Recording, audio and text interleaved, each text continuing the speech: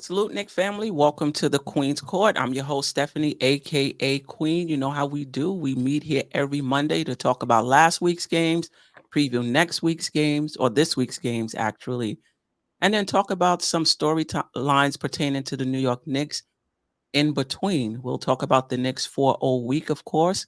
We'll also talk about the OG Anunoby effect. We'll talk about all-star balloting.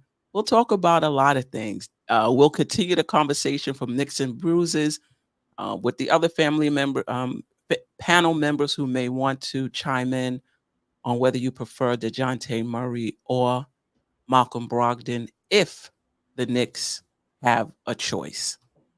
Let me bring in everybody. Tony Crow, Knicks and Bruises, Jeff Clafter, Dope Soul Sports Talk, DJ Shuttle, 108 Soul. Check him out Fridays between 8 and 10.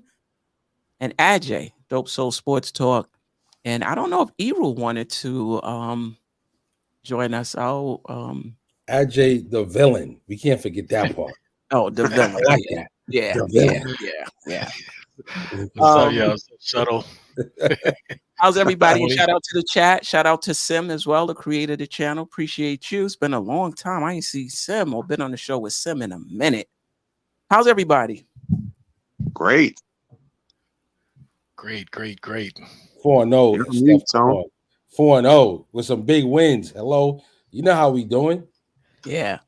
I was saying I'm good, Queen. Appreciate you guys who were on the show and definitely glad to be on this show. I do want to say I kept forgetting to give DJ Shuttle the birthday shout out that I was supposed to. So I gotta give it to him now. It's belated, but happy birthday, DJ Shuttle. I hope you enjoyed it. Happy birthday. You know what I mean? It's never too late for a good birthday wish, man. It's never too late. Birthday cakes in the chat and you know what I mean, them candles and all that, like y'all did for me, for sure. Yeah, and DJ Shuttle, the vibe is right. Remember a few weeks ago, he was looking a little depressed, but the vibe is right today. The Knicks went 4-0, got some quality wins against Minnesota and Philadelphia. How you feeling, Shuttle, about the team? Listen, we pulled the trigger. The front office has been much maligned for not doing big deals, playing it safe, get all these draft picks and you're not doing nothing.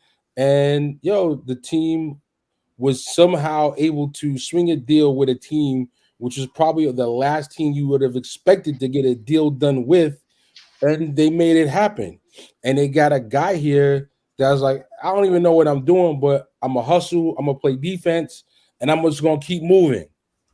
And he's finding his way, and that's really what, respectfully, that's what we needed RJ Barrett to do a little bit more of, and he just couldn't find it somehow in his way to be able to do it. So as a result, the team's 4-0. We got wins over T-Wolves, and we got a win over the 76ers, and not just any win. We got like a real like Timberland stomping, 40 below 10 type of stomp out win.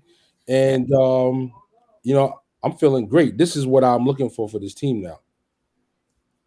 All right. Okay. Well, let me just go over the stats from last week, and then we're going to chomp it up and really get into it. I think somebody is going to fall off the panel when I go here. Just stay there, Ajay. We got you. All right. I don't even know if you can hear me. Can you hear me? We can hear you. Oh, okay. We're good. Okay.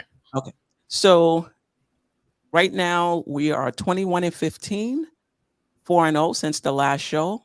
Fifth in the Eastern Conference. I looked it up right before I came on. So we're fifth in the Eastern Conference. We've won 4th straight. Offensive rating is actually now 10. So when I did these slides, I think a few more games went on.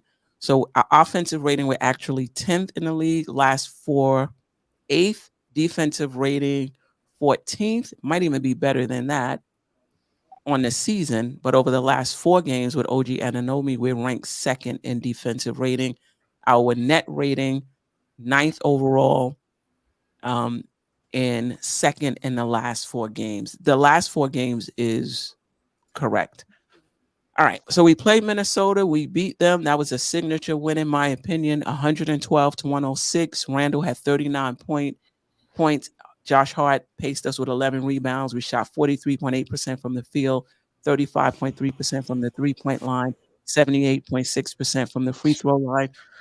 Then we played Chicago, another win, 116-100. Randall, another 30-point game, 35 points. Hartenstein, 20 rebounds. We shot 51.7% from the field, 39.5% from the three-point line, 81.8% from the free throw line, which is great for the Knicks, who really haven't shot their free throws that great. Philadelphia, another signature win, 128-92. That was just a beatdown. Brunson, 29 points. Hart, 15 rebounds. We shot 48.3% from the field, 43.9% from the three-point line, 96% from the free throw line.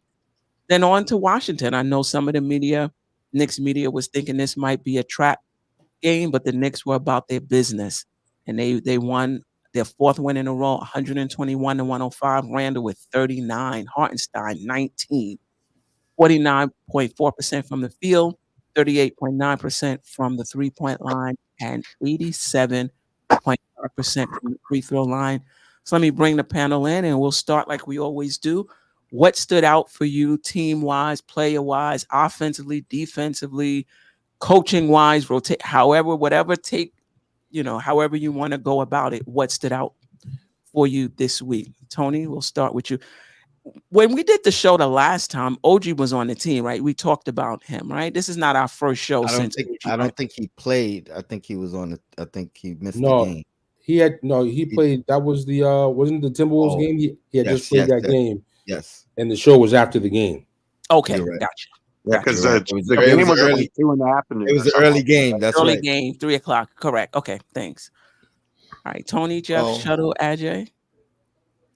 I guess I'm gonna try to hopefully not steal anybody's thunder, but I'm gonna go with Hartenstein as far as like standout player.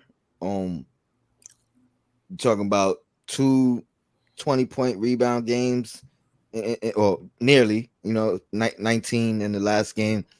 I mean, his defense, 3 monster blocks against the Timberwolves against Gobert. Every time I look up, I mentioned it earlier, it's like 4 blocks this game, 3 blocks this game, 2 blocks this game. If he's not blocking, he's stealing.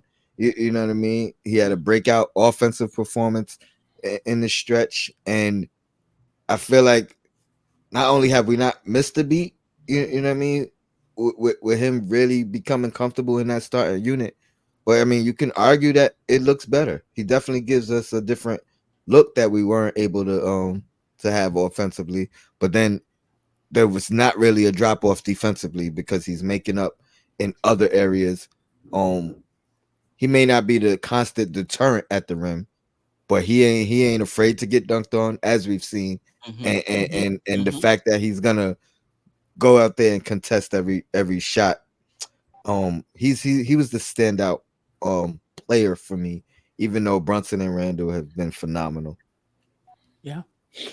Jeff, what stood out for you this week? Well, I want to piggyback off of something Tony said, but before I do that, what stood out for me was that Miles McBride ended the Washington franchise at the end of that first quarter. That was one of the absolute nastiest in-game dunks, finishes right before the buzzer that I have ever seen in my life. I literally jumped out of my chair when I saw him cram that ball down. I think there was a 6.9 registration on the Richter scale when he threw that thing down. I mean, like, I haven't seen a Nick dunk like that in game since then Starks, posterized Pippen. I mean, I mean, obviously he's nowhere near the player that Starks is, but good for him. I mean, just to see a guy, get rewarded for cutting to the basket and being, working hard. And, that was after having a game where he shot and made four critical threes, right? To really rescue us in that Philly game a little bit, because we were down 10. People don't think about that, but we were down 10 and he came in and lit the world on fire. And after that, it was all over but the crying. I mean, if it was a fight, they'd have stopped it. It was bloody, but and good for the Sixers. They deserve it. But the other thing I want to say, I hate to use a baseball reference on a basketball show, but I think Mitchell Robinson just got Wally pipped, y'all. y'all don't know who Wally Pipp is. He was the first baseman for the New York Yankees, and he asked for a day off from his manager. And some guy by the name of Lou Gehrig came in, took his spot, and played the next 2,000 games in a row at first base for the New York Yankees. You know what I mean? So I think my guy Mitch just got Wally Pipp. As the way that Hartenstein is playing is phenomenal. I think of all the players that are getting an OG boost, it's helping him the most because he's getting to stay home more and focus on the glass more instead of doing something that's a little bit out of his comfort zone compared to Mitch. In that he's not as adept at helping out the way that Mitch can, but now that he can just focus on his role and on rebounding and the things he brings on offense, it is startling how well that young man is playing. I mean, just fantastic. So I'm super thrilled for him and for the Knicks because, here's a guy who's, knock on wood, but he's durable. He played all 82 games last year, and now he's getting 30 plus minutes a game. I think he played more than the big time stars in that last game. Tibbs didn't want to take him off the floor. So a big shout out to him. So that definitely stood out to me. Grimes and Deuce had a good week, but I still feel like we need a playmaker in that second unit. I still feel like, those two guys have done a good job of late, and it's kind of nice to see Grimes playing with a little bit of confidence again. So I'm hopeful that continues, but I don't want the Knicks to say that those two are the answer, because I feel like if we can get someone in that role, we're just becoming tougher and tougher and tougher. I mean, the way that Anunoby makes such a difference defensively. I mean, this is what he's the dream piece for the rest of those starters, and he's really unlocked it on both ends of the floor for us. I mean, the offense is flowing better. People are moving without the ball better. He's even rubbing off on Julius Randle, who had probably his best week of defense in a Knick uniform. I was just super impressed. I mean, and thankfully for Shuttle's birthday, we got a couple of signature wins, because that was the thing that he was worried about the whole time. And I think that he was on point with that, but we got him a couple of signature wins. And then that's important.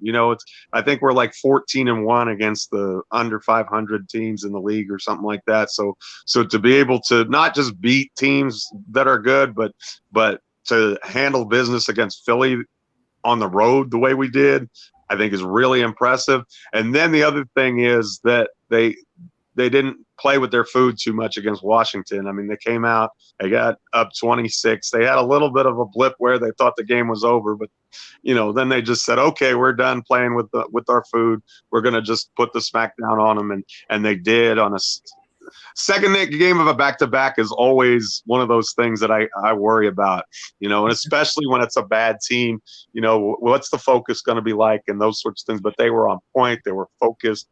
And now I want to see them carry that over against Portland tomorrow night, because that's a team we should beat in a similar fashion. Agree. DJ Shuttle? First of all, I want to shout out all of the Knicks fans that were at the Washington game last night. They were in the building deep. MVP chants, just making all kind of noise. And I'm ready to see some more of that.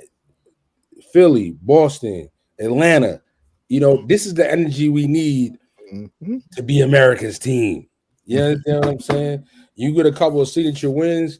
Now people want to go out. They want to travel. They want to go to the game. They want to make it a big deal because you're looking like somebody. You're smelling like somebody. So, I mean, man, like when it's a 4 week, there's a lot of praise to go around. But I mean, this guy's a plus 85 in 4 games. So, I mean, I know he's the obvious guy. He's the new guy in town, and it's easy to give it to him. But man, like OG's impact is the numbers are great, and it's also beyond the numbers, which is really crazy that he's plus 85. The team's 4-0. The defensive rating is second, and his impact is even bigger than just only the numbers are indicating. So, What's the impact to you? Like, what are you to seeing me, that's not being what to me, what reflected in the numbers? the impact is, like, and I really don't want to make it like, I don't want to like be an RJ basher, because I don't want to be that way. But if you watch RJ's game throughout the past couple of years, it's like it was always like a chip on his shoulder, like he had to prove something. Like somebody that got to always show you that they know everything. They got all the answers. You know what I mean? Like, like he has to score his buckets regardless of how bad he shoots, how many shots it takes, win or lose. And it just like it just didn't feel like he was focused more on the fit than he was on his personal, position and how he was doing on the team. And where OG is just like, listen, it doesn't, he might score 20 today, he might score 7 today. But as we've said repeatedly, like Tibbs always says, you don't have to shoot well or score a lot to have an impact on the game. I mean, this guy's defense, rotation, on defense, moving without the ball on offense, passing the ball, getting up in the break quickly. It's just like, and it's just like how when Hart came, he had that kind of infectiousness on the team last year.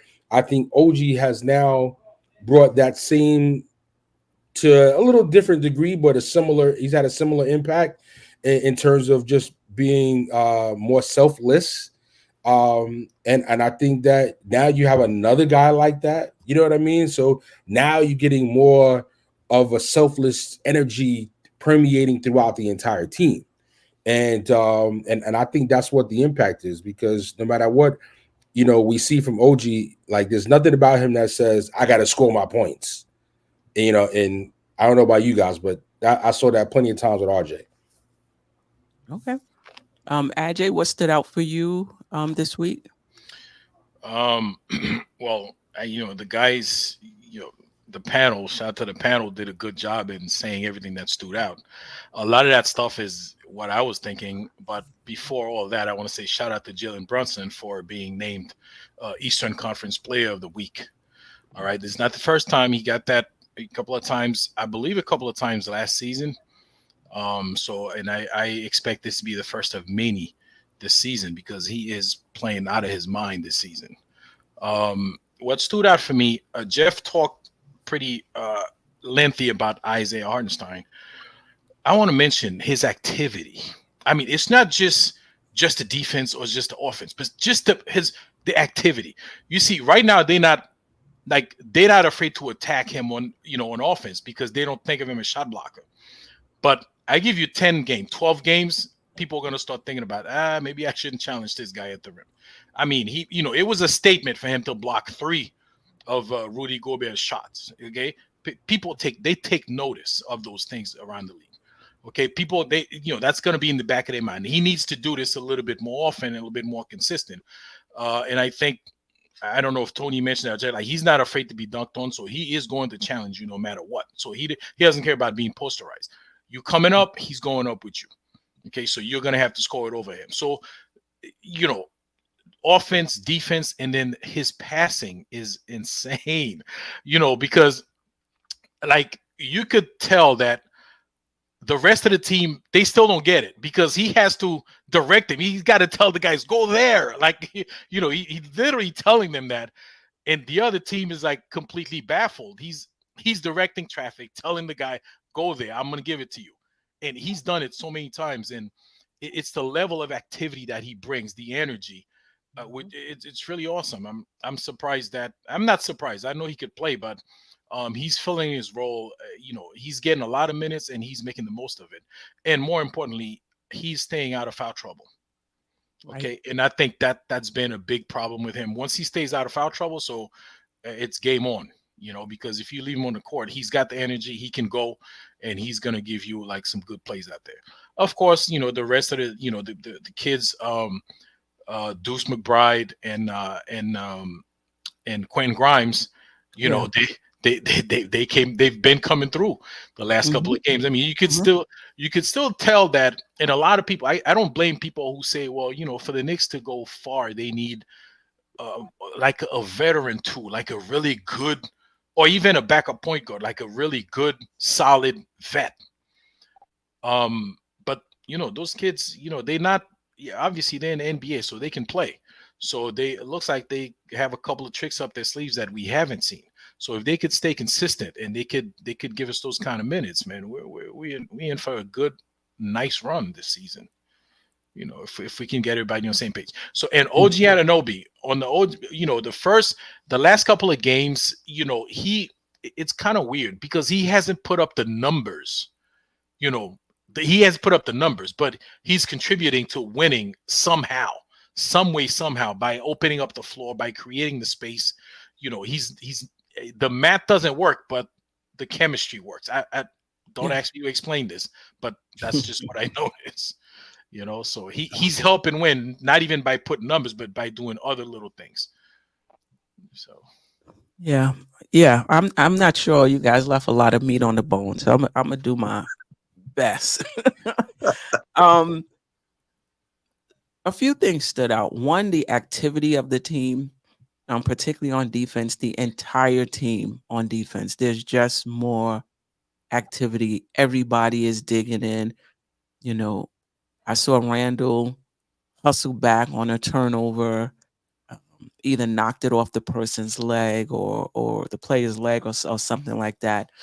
Um, everybody, Brunson fighting over screens. Like everybody is just really active on the defensive end. What stood out for me offensively has been standing out for a while now, but I think OG just takes it over the top. The type of offense you can have when everybody is a threat. The space you get. When you look at the space, sometimes just take a look in the key and just see how much space it is for players to operate. I haven't ran the numbers on cleaning the glass to see where the Knicks better at finishing at the rim because we're not a great team at finishing at the rim. I haven't ran the numbers to see if that's improved, but it's a joy to watch that offense. And we haven't talked about this in a while, but DiVincenzo has changed a lot for us.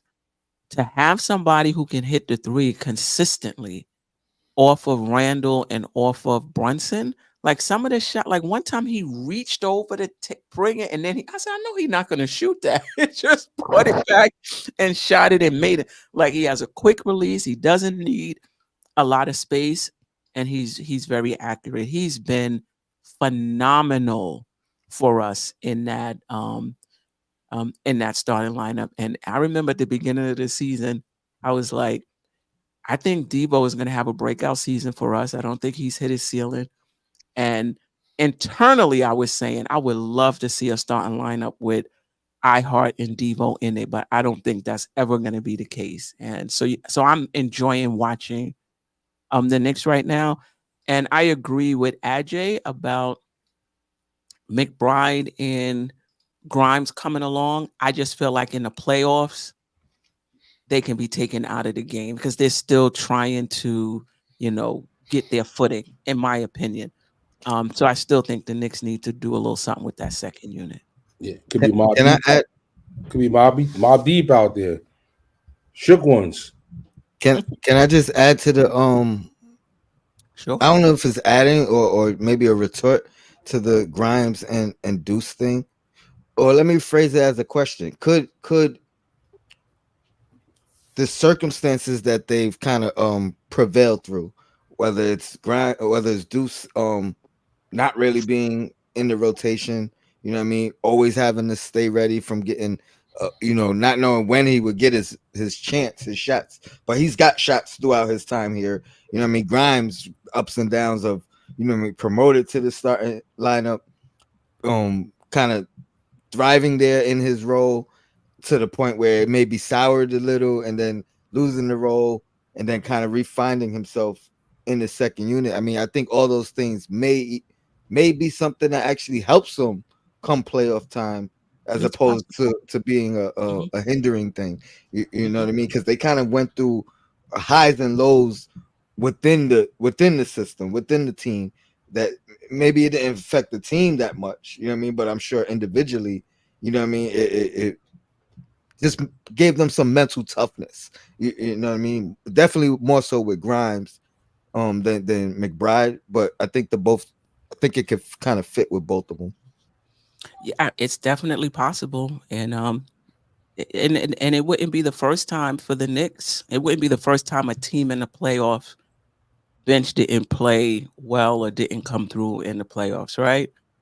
Benches tend to play better at home than or role players tend to play better at home than on the road. So, yeah, it's definitely possible. But if we can shore it up, that would be my that would be Yeah, my preference. I was thinking that the whole time. I was like, I ain't gonna hold Tony. I'm gonna let him. I'm gonna let him get that off. Let them rock. Yeah, I'm gonna let him live. But please, let's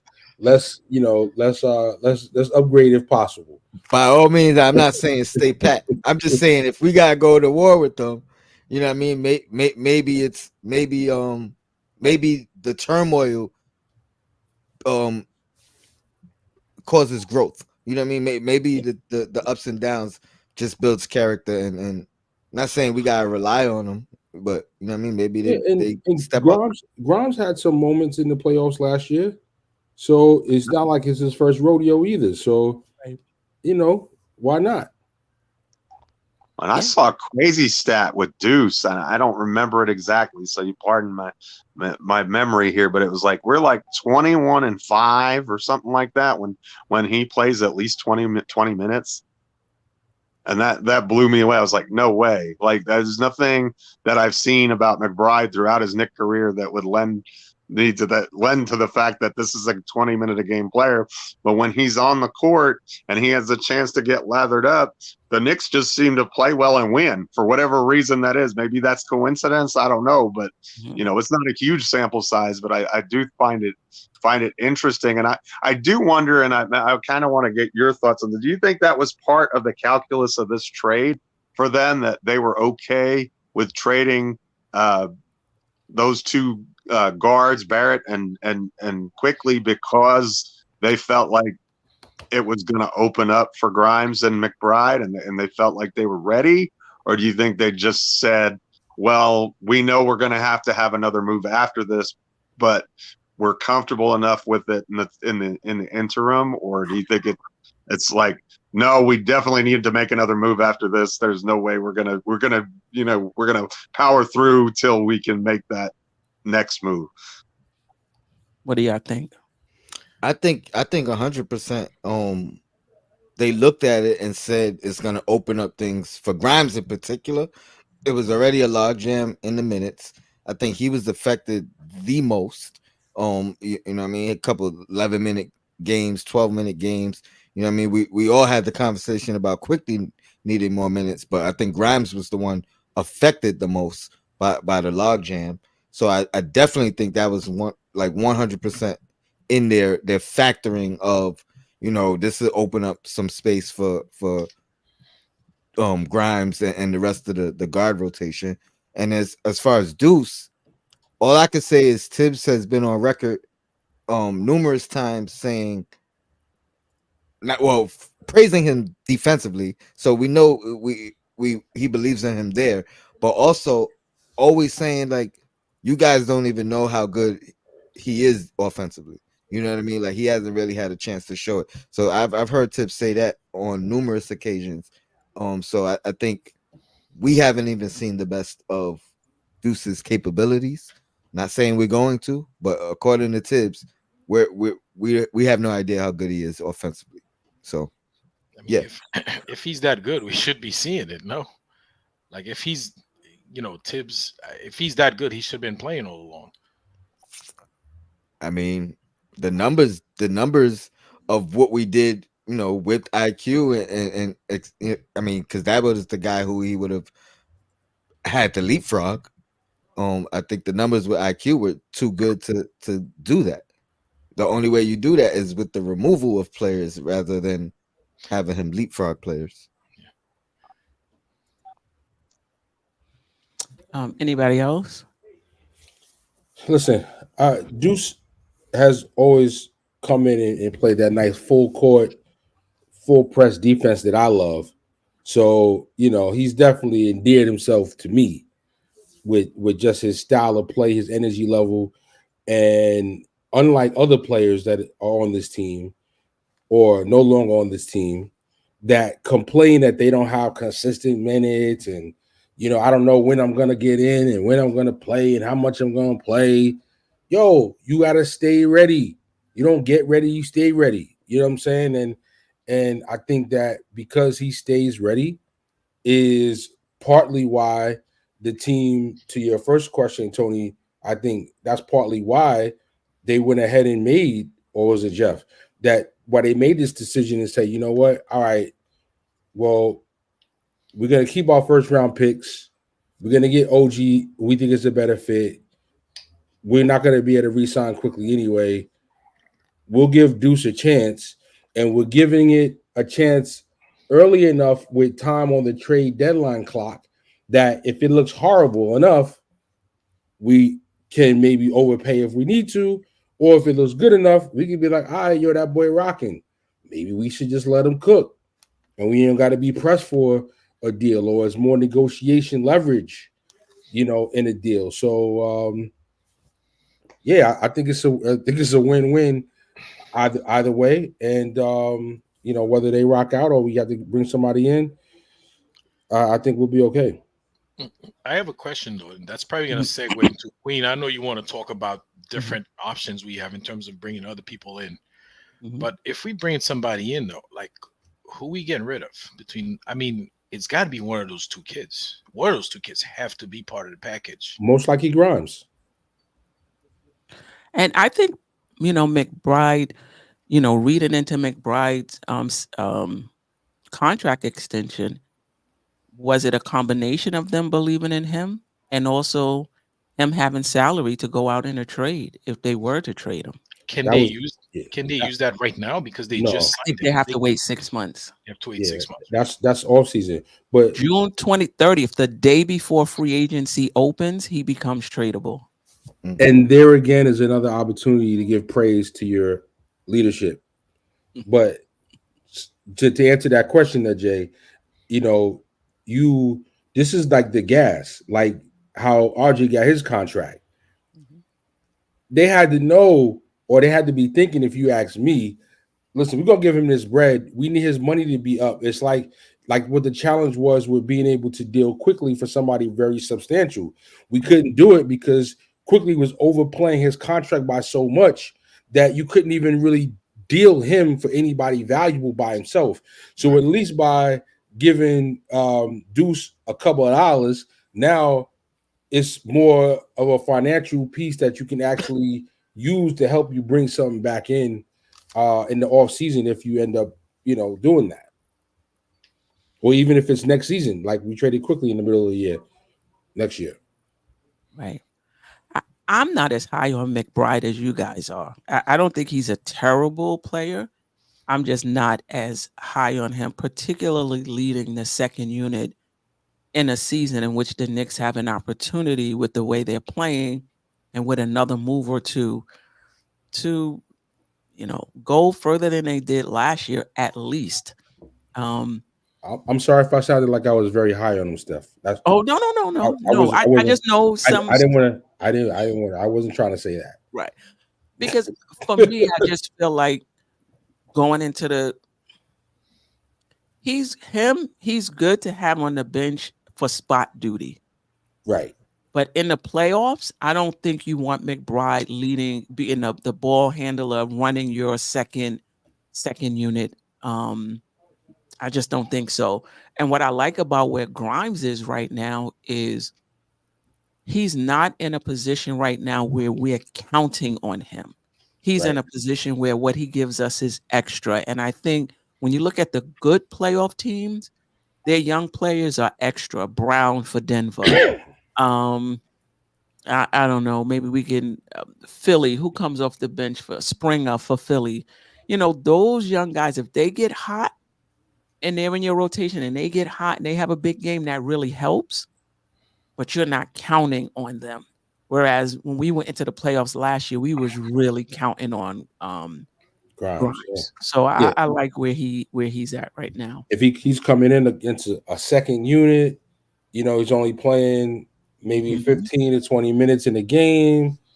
You know, it's a lot different than starting the game out and we need you to deliver while they're double teaming Randall and trapping Brunson. Right. And you have to play the other team's best player uh, on the wing and lock them down too.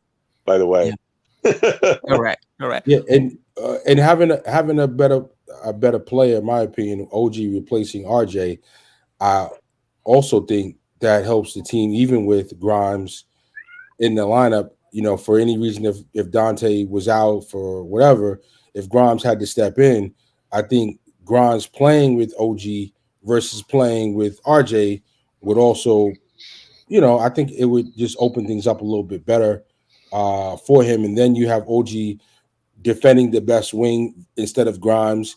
It's not beating him up. It's not tiring him out. And I think that has a better effect on his offensive play as well. Yeah. Shout out to Keith Turner. We've never seen McBride in the playoffs to say that, which is absolutely true. But you have Yeah, to project. If you see right. somebody in the regular season, then you say, okay, well, how do we think this projects in the playoffs when things get turned up a little bit? Well, Ac- sure, you can't know with certainty. Right. So ac- his handles looking real suspect right now, but I'm gonna be thinking the handles gonna look better in the playoffs. Actually, we seen him a little bit in the playoffs, Queen, and I think that probably traumatized you a little bit. You still have they have nightmares of Game 6 when we were leading Miami by 8, and then they put that crew on, and then in like 30 seconds we were down by 2. So So eyes light up, right? Right. What are you guys seeing offensively that you like? And is there anything you seeing offensively that you're concerned with? Oh, I mean, I definitely like the fact that our 3-point shooting is. I mean, it's been good all year, to be honest. Yeah. Um, so are you referring to just the stretch or in Um, general? this Um, stretch, this stretch. floor spacing is probably the most noticeable thing. Um, more than anything else, and I think part of that has to do with OG, and part of that has to do with Hartenstein. You know what I mean? Like Hartenstein's not stuck in the middle in the dunker spot. You know what I mean? He's able to come out to the free throw line, or we create plays from the 3-point line as far as with his passing into the free throw line, that area. And then OG, he's not demanding the ball. Anytime he gets the ball, it's not automatic. I gotta create something. You know what I mean? Like, so it's really just within the flow. And then our two main guys, to be honest, I mean, let's be real. This is probably be their best stretch together, right? We're talking about two 30-point stretches within the same game for Randall and Brunson. That happened twice. Um, I don't know if it's within this 4 game, but definitely within the week. Within the last 7 games, that's happened. But yeah, they're playing their best stretch of ball together. You know what I mean? Brunson has had his moments. Randall had his moments.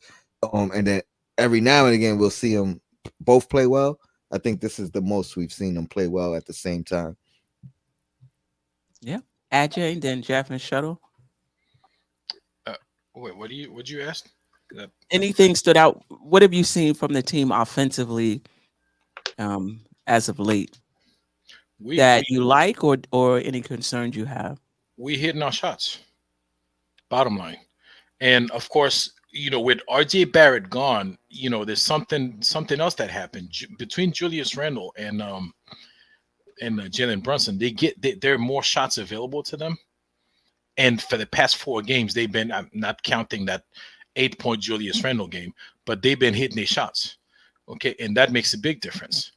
Um, I hear people praising the. People look at the assist. My stand. Assist is a fake stat, right? Because it doesn't. It's two things that have to happen for assist. The guy has to pass the ball, and the guy have to hit the shot. You can pass the ball all you want. If nobody's hitting the shot, it's no assist. All right. So ball movement is not the same thing as creating assist. All right. But these guys, they've been hitting their shots. So it's not the ball movement that's creating the high assist games is the hitting the shot that's creating it, because the ball's been moving. Usually it's just the guys don't hit the shots. And when they don't hit the shot, you'll see there's like a balance, right? When they don't hit the shots, there's more rebounds, because there's more rebounds to go after. If you look at it, so they've been hitting their shots. That's what I noticed on offense in the past few games, and not just Randall and Brunson. DiVincenzo's been going pretty good. He's been shooting well. Yeah. Josh Hart hasn't been terrible, and of course, Deuce and Grimes. The last game they just, both of them, they just went crazy. The Philly game, I mean. So guys are hitting their shots. It could be the spacing. It could be the wake up call, the OG effect, the zap everybody, make everybody play like this, nobody's untouchable kind of thing. But yeah, guys are hitting their shots. And when guys are hitting their shots, man, it's beautiful basketball. It's beautiful to watch. Oh, let's not forget Isaiah Hartenstein hitting his shots. He's scoring. He's scoring double figures every game. And part of it though is OG's interior passing. He'll get the ball in the key, or he'll drive in the key, and you think he's going to take a shot, and he'll see Hartenstein and he'll drop it off. Yeah. He'll drop it off to him, and I think that's been helping Hartenstein as well. And Hartenstein has no choice, because he's looking for somebody else to pass it to, but he has no choice but to put it up in situations like that. Jeff, just what you're seeing offensively and any concerns? Julius Randle in transition has been nice. I don't remember seeing a whole lot of that in years past from him, but I just think in general that this team can play with a tempo. I mean, when you have Josh Hart getting 15 rebounds, and every time he gets the rebound, it's catch it and go and push the pace and look up the floor and see who's there, and there's somebody there and ready to score. That just, and especially in that Philly game, even with Randall not having a good game, everybody was just moving and moving. They looked like they were in quicksand next to us. I mean, we'd get the rebound, we'd get out, we'd get an easy bucket. I mean, Brunson's stole the ball from Embiid, and we get a quick transition dunk. I mean, you get even I think was that the game where Grimes had the 18-point fourth quarter? I mean, so you even had him getting out and running and in transition, and so I think that's key. And also what the other guys have been saying, that just when you have a guy like OG teams know that guy shoots 45% from the corner. So if you have him parked in the corner, that's a whole lot different than having RJ Barrett or even Emmanuel Quickly parked in that corner. And DiVincenzo has been lights out. So what you have now is you have a whole bunch of shooters out there on the floor, and that gives Randall and Brunson a bunch more space, and they're using that space to great effect.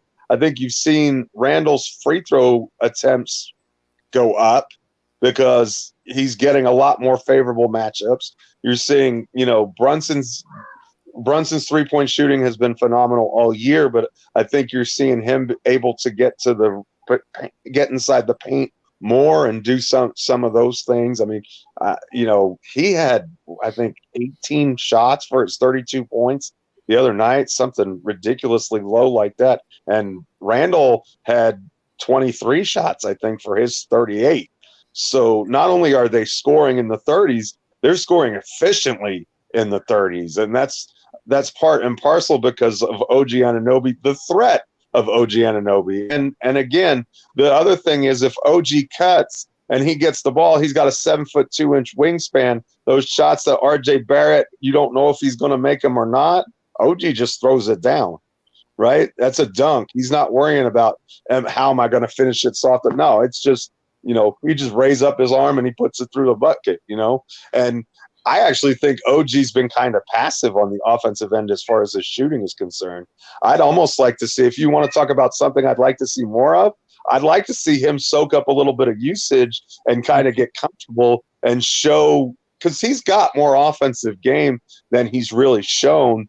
in his limited time here in the 4 games that he's been here. Not that he's been bad. He's shot the ball for a good percentage. He's taken what the defense has given him. But I feel like a lot of times he's deferring, and he's like, okay, I'm gonna pass the ball.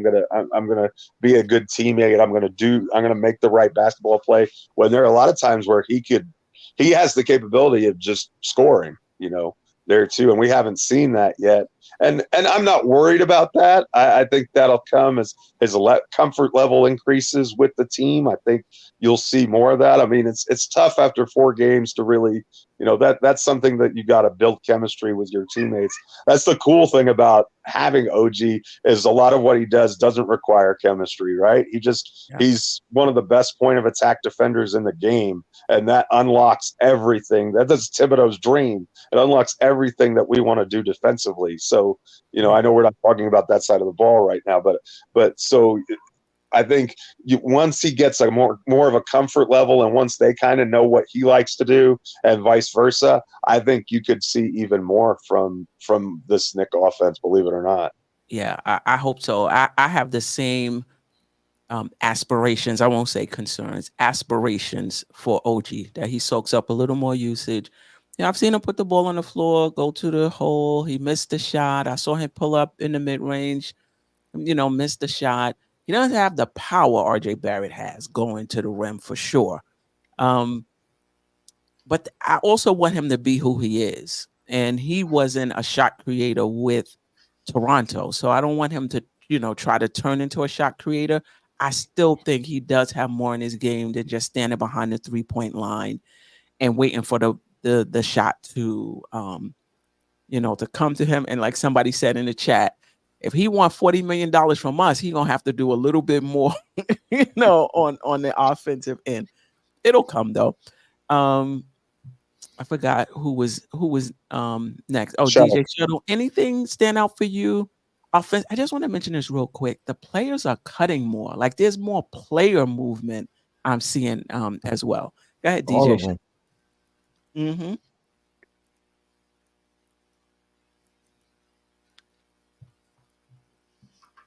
That's what stands out is the movement without the ball. Like OG's moving, and like I believe it was Jay I was saying earlier, my boy Baby Joker is telling people where to go so he can pass them the rock. Baby Joker, Jay is iHeart, by the way. I gave him that name when he was signed to the team last off season, and I knew that he had the capability to be the big man that can make a lot of good assists. And now that he's getting more playing time with players that are actually moving a little bit, we're starting to see it, and I think it's going to only continue. So, but for me, the biggest standout of the offense actually is that because there's improved defensive play, we're getting more fast breaks and getting more easy baskets. And to me, that was something that was missing very much from the offense. To be a good team and to go far, you have to be able to get easy baskets. And it seemed like we were working too hard to score all the time. You know what I mean? Yeah. We didn't have anybody that's really super uber athletic where they could just blow past a guy, jump over a guy and get a shot. You know what I mean? Mm-hmm. Brunson's doing the herky jerky, the up and the footwork, and like he's scoring and he's doing his numbers, but it's hard work. Randall's dribbling, pounding the guy. You know what I mean? Like everything is so laborious.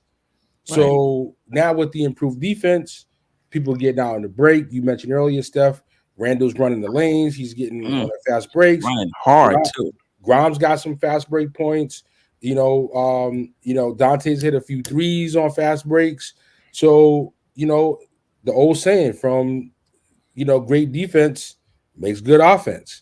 So, I've always been a fan of that. And I think that's what's leading to, that's partly what's leading to the better offensive play. Yeah. Yeah. Tony, did you? I just go, but I think I went first. But I did want to just point out We are still undefeated when we go into the fourth quarter with a lead. We are still undefeated when we score 100 points first. So I think it's 16-0 now when Mhm. we have the lead going into the fourth quarter. 13 no 17. Yeah, 17-0 when we have the lead going into the fourth quarter. Um a lot of these attributes, we talked about it earlier, beating the teams we're supposed to. Now we on a trend of we getting a couple of statement wins here. You know what I mean? I think this is like the fourth one now. Um, we got a lot of the tendencies and the trends that go along with contending teams. I'm just gonna throw that out there. Yeah. I mean, in the Philly game, eh, listen, if you're gonna get production up and down your roster, you're gonna win. The thing about it is, can we count on getting that production out of that second unit, right? You getting was that the game? That was the game McBride had 12 straight, 4 for 4 from three. That's not something you're counting on. You getting 18 from Grimes and 12 from McBride, you're gonna win, right? So it just comes down to is that something you can count on? I'm not sure. Um, but if you can get scoring up and down your like you're gonna win. You can win a championship like that. Like people, Speaking, go ahead. no, I was just gonna just say. Speaking of that, our bench has been. I think they scored 49 last game. I think it was like 43 the game before that. Mhm. So, maybe that is another trend that we can continue to push. Right. Yeah, Josh Hart's plus 70 in the last two games. He was Yeah, plus he's playing with so 46 in that much Philly game. energy. Yes, yeah. we we got we got five players in the top seven in plus minus for this year for 2024. Right. I just want to put up. Let's put this up. Uh-oh. Oh, oh, sorry, I didn't add it to the state. So this is OG. I mean, he hasn't really been that much different with us. He's playing a bit more. Um, he was averaging 15 points with Toronto. He's averaging 12, 4 rebounds. He has 5. He was taking 12 shots a game. He's taking 10. Look at the field goal percentage, pretty much dead on, right? 48.9 to 48.7. Two less threes. So I guess that accounts for the two less shots. 3-point percentage, dead on, 37.4 to 37.5.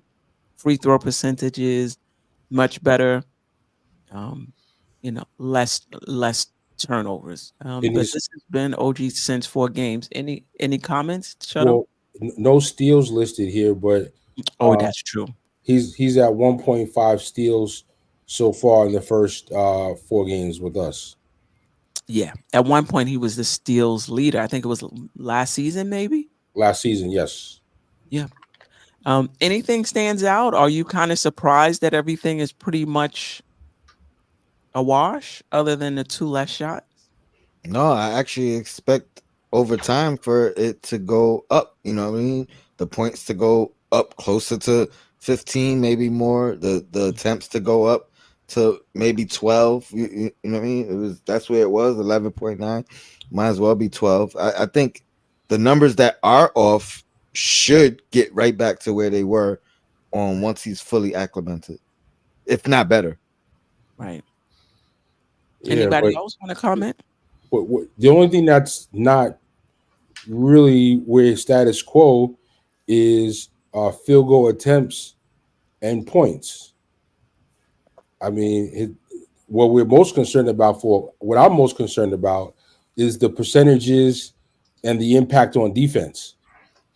And this is something that you know, and it's going to go this way for a while. So y'all might have to deal with it.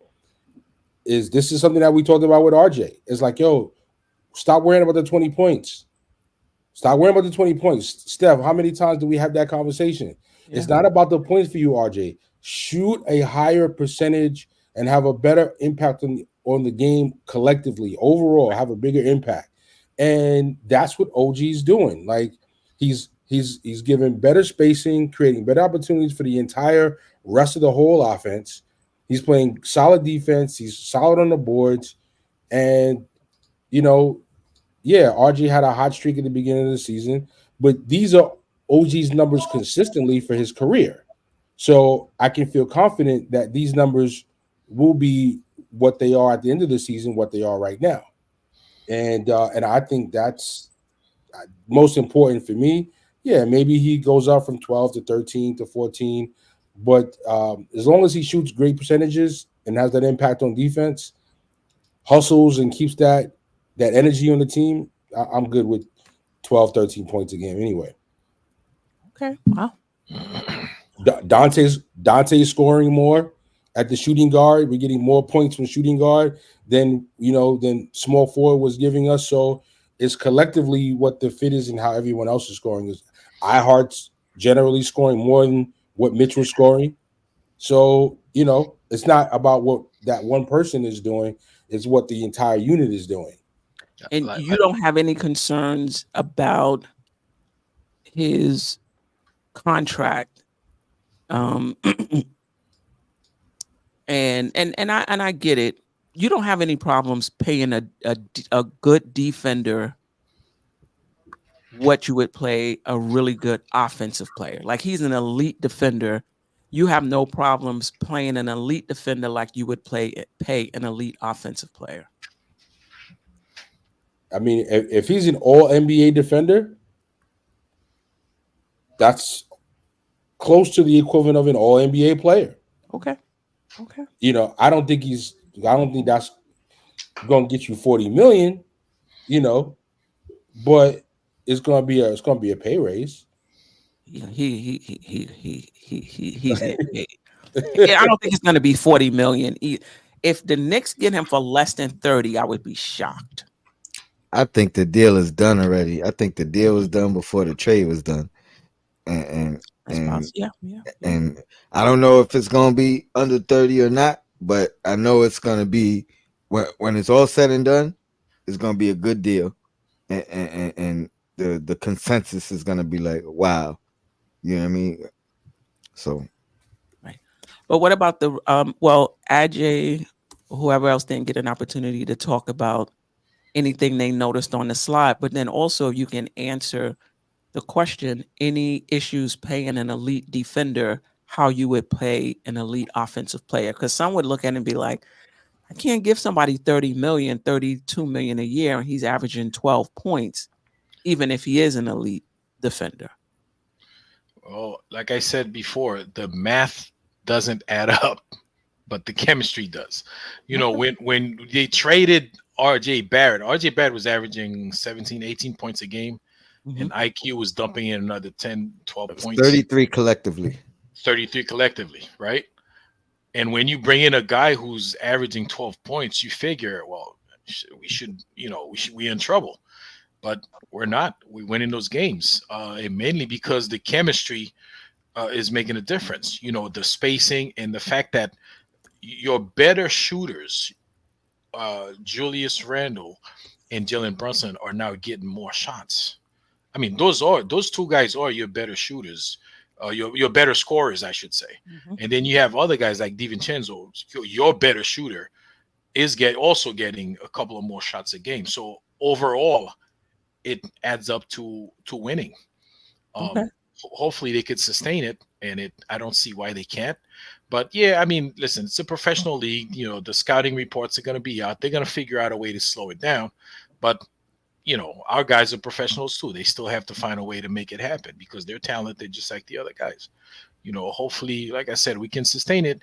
And the schedule. And I really hate to use schedule because every team in the NBA is an NBA team, right? They all got great ball players, and on any given night, anybody could go off and mess up your plans. But you know, when you look at what we have left on the schedule, the second half, not the second half, but this part of the season is a little bit lighter. We have a few more home games. So there's not a lot of traveling involved. So that should all play to the Knicks' advantage. So like I said, hopefully we'd be able to sustain the winning. We're not going to win every game, but if we could do 4-1, 4-1, and 2-1, 3-1, uh, we're going to be in good shape by the end of the season. I don't know, I don't know if we're gonna overtake that one of those three spots, but we could definitely be looking at the fourth seed if we keep going that way. Okay. Anybody else wanted to comment on the OG slide or potential contract? Yeah, I think that Shuttle hit it on the head, and I just kind of want to add to what he said a little bit, and that because he is an all NBA defender and the shooting percentages are there on a decent volume. In other words, yeah, he's only averaging 12 points per game or whatever, but he's shooting 4 threes a game and he's hitting them at a league average or better clip. So he's a threat, right? And he opens things up. So even if he's not scoring himself, he's making the offense run better. And yeah, so how he's averaging 6 points fewer per game than Barrett, but how many points per game is he saving more than Barrett? I mean, we went from the worst defense in the league to second. I mean, so sometimes sometimes it is more valuable to be able to prevent the team from scoring than to get, because we have enough shooters and scorers in that first unit, especially. Now on the bench, that's a different story in my opinion, but on that first unit, we don't need him to carry a large scoring load, so from that standpoint, if he's a 12-point a game guy at the percentages that he has and he brings the elite defense, I'll say it this way, he may not be a $30 million player league wide, but I think he would be a $30 million player for this team because he provides exactly what we need. And so you're willing to pay and maybe even overpay a little bit to get that. And you can afford to do that because Brunson's on a value deal and so is Randall. So, Yeah. Okay. I'm okay with it. I'm just saying it now. When it comes out and he get that 32 million and everybody is talking about, but he only scoring 12 points a game. I think Julius Caesar summed it up, and then Shuttle, I'll let you go. OG is the best defender in the league, guards 1 through 4 at an elite level and some 5 as well, and knocks down the 3 at a high clip. He'll get every bit of 30 million easily. I have no problem with it. But I know Knicks fans. He averaged 12 points a game. He signed that $32 million contract. You gonna give $32 million to somebody who's just averaging 13 points a game? But I agree. What he does for this team, how we can relax, how the offense moves, how he plays off the ball, I'm all for it. I think it's gonna all boil down to the playoffs and how well the team does and what these guys do in the playoff season, how fans will judge it, and in part what the front office may or may not do. I think a similar sentiment and conversations are going to need to be had about iHeart and Mitchell Robinson and what to do about the center position if we don't, bring in anyone else here, during this this trade deadline. But for kicks and giggles, I pulled up 23 free agent signings, and I won't go to the top, but Jeremy Grant got an average of 32 million for season on a 5-year deal, and kind of maybe on the bottom of that, Dylan Brooks, who one might consider OG to be comparable to, but maybe better than, got 4 years on an average of 21 million a season. So as a fan, if you're looking at where OG is going to land, you've got to say, all right, well, Dylan Brooks got 4 years, 21 million. So clearly OG is going to be a couple of levels above that. So, I mean, based on that, I'd say he lands likely somewhere in the 26 to 30 range. And I think that would be market value. Okay. This is the opposing opinion to the prior comment. Shout out to Brooklyn Butch. I met him at Legends. Appreciate you joining us. You can't pay your third, fourth, fifth best player more than Randall and Brunson. Makes no sense. Valid. But I think this is just for now, because when their contract comes up, they're gonna make much more. than him. I think it's just a matter of timing why he would be getting And their more. contracts are up the next And, season, and and they're going to be looking at 40, 45 million. So, Mhm. you know, and I that's only going to be a 1 year thing. Yeah. I've been on record as saying it's gonna be the same deal with Josh Hart where he opts in, so that extension doesn't even kick in until the same time. Till the next Randall, year. yeah. So that's my thoughts. I think even if he gets paid the 30 million or the 30 something million, I think to justify it, you know what I mean, it becomes him opting in for the 19, and then the extension kicks in the following year. Same thing Josh Hart did. The Knicks organization has been savvy, and I know Josh don't like when I say savvy. They've been I'm gonna use it anyway. They've been savvy in the way they structure deals and putting themselves They in two steps position ahead. They 2 steps for the ahead. future.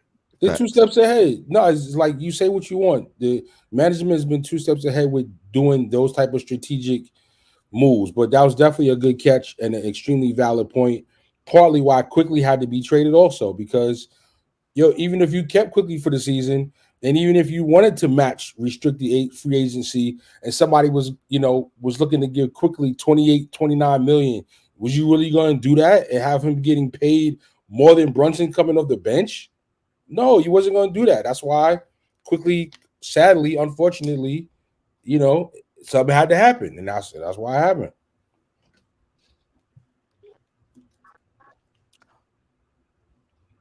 Um, all right, Jay Williams. He good enough for us. OG is not the best defender in the league. Second, he was fourth in voting. Like he made All NBA. He made the All Well, NBA defense second team. second team All right, how last many year. players are there in the NBA? Sorry, he wasn't first. He was fourth. All right, I'll take that. Yeah, Hello.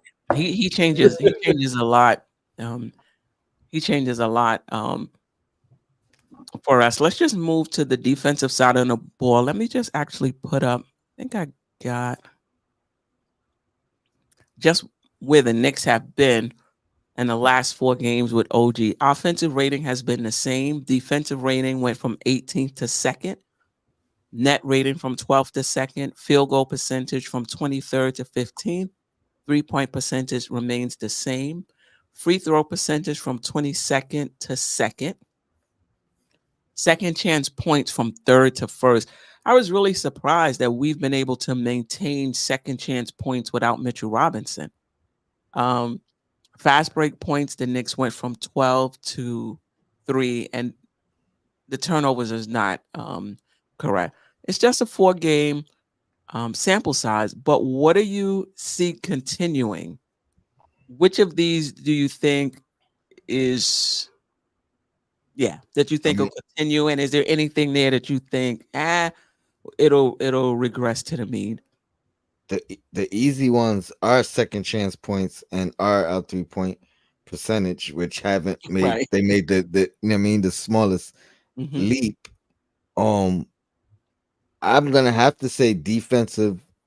Um, what is or what is that rating? Defensive rating.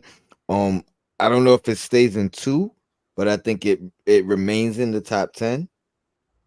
Also the offensive rating, which was 10 and it's still 10, I think that stays. So I think the defensive rating will remain in the top 10, or maybe plateau, or by the end of the season it's top 10 for the year. You know what I mean? Given the bad stretch and the great stretch, I think that balances out. But I think we stay in top 10. Uh, what I really hope is that free throw percentage, which isn't Right. on there. Oh yeah, it is on there. 22nd to second. I mean, if we could do that amongst the things that we've been doing well all year, I mean, that's just a bonus because Hmm. we've been second chance points, we've been low turnover, we've been um we've been offensive rebounding. So those are like the staples of Tibbs and Tibbs team this year, right? So I don't think that changes. If we could continue to do the free throw percentage, if we could continue to do the I mean that's really it. And maybe drawing fouls, which I don't know if you have that number, but I can get it. Free throw attempts. I think that's going to yeah, be a bit worse because RJ Barrett was really good good at at that. Yeah, absolutely. getting to the line. And he started the year on a tear. I think he was averaging 8 at one in those first like 4 games or so. But that would be an area that I would want us to, with our free throw percentage increasing the way it has. I would love for us to draw some more fouls, right? And I and, think and that's the stat utilize that's that. likely to regress to the mean, though, because Which one is Barrett that? and free throw percentage, because Barrett and uh, Quickly were our two best free throw shooters percentage wise, I think, or way up there. So, I think that's just kind of one of those Well, small part of that sample is size things. Part of that Yeah. is Mitchell Robinson not playing and dropping that percentage. You know what I mean, that much. So I think that has helped us. Hartenstein's not the greatest free throw shooter, I think, but I think his numbers have improved because he was around 60% early in the year, and I want to say I the last think time the I looked, biggest thing, though, it was Tone, is that 67. Randall's getting to the line more, and he's been making them. Randall Mhm, struggled at the line early on in the year, but he's mhm. getting to the line quite a bit, and he's been converting. I think he would 10 or 13 at the line the other night. So as an example, I think that's a big reason why that number has stayed as high as it has. And Mitch didn't get a ton of free throws anyway, so he wasn't a good shooter. But his volume compared to even Barrett and Quickly isn't, Oh, it's minute. It's a is big jump. minute. So, We were it's not. sixth. Yeah, We were sixth in field goal attempts. Now we're 20th. So it's A a big big jump drop in off. yeah, because RJ Barrett was Yeah, a big part of us yeah. getting this is attempts. Yeah, we were yeah. sixth. In the last 4 games, I believe we're 19. I forgot just that quick. I believe we're um 19th. Can we get that somewhere closer to 10th in the Mhm. league? You know what I mean? Between Randall, I mean, he's probably the only guy like you were saying, Jeff. Maybe Brunson could get to the line, you know what I mean? But I don't think at the clip that Randall has the capability of. Who else is really gonna draw those fouls like that? So that's a good point. And Quickly was good at it too, as far as drawing the fouls as well. So yeah, that is a good point. Yeah, right, exactly. Well, for me, the number 19th. Yeah, from 6th to 19th. A 4 game stretch though. Go ahead, DJ Shuttle. I would just say the two that if you could pull that back up, if you don't mind for me, Steph, Oh, quickly. sure. The two that for me that I think show a significant jump, but well, the one that shows the big jump is the defensive rating, and I think I'm on the same page with you, Tony. Maybe second might be hard pressed to stay that high, but if we can land somewhere between 5 and 10 for the end of the season, I think that will also produce us a very good net rating, which could also potentially end in that same five to 10 number. Second for free throws, I'm not I'm not gonna hold my breath on that one. I am shocked that second chance points remain to be so high. Washington and Chicago, not really teams that are that big down low. So maybe these 4 games are just kind of an outlier for that. But it'll be interesting though to see how the team finishes. I had a theory that Mitch only got so many second chance rebounds because his man wasn't sticking them because he was never a threat. So I kind of expected second chance points to go down, but iHeart is actually such a beast on the boards that he's doing his part, Hart's doing his part. So yeah, I mean it'd be great if we can keep those second chance points top 5. That'll be amazing. OG is also aggressive, as a rebounder, and it's just a team rebounding effort. So I mean, just defensive rating though, that's what I would like to see at this point. I think that's the impact for OG biggest on this team, and the one I think we have the best chance to keep close to where it's at. Yeah. On Josh show, not Josh show, Knicks and Bruises, prior to this, prior to Queen's Court, I said, I don't think this team has a championship ceiling. You got a 5th ranked defense and you got a 10th ranked offense, you got a chance. Because I love the Knicks offense. Now, it remains to be seen whether it'll continue to click like this, in the playoffs once teams start, clamping down. But if it does, you got a top 5 defense as well. My goodness.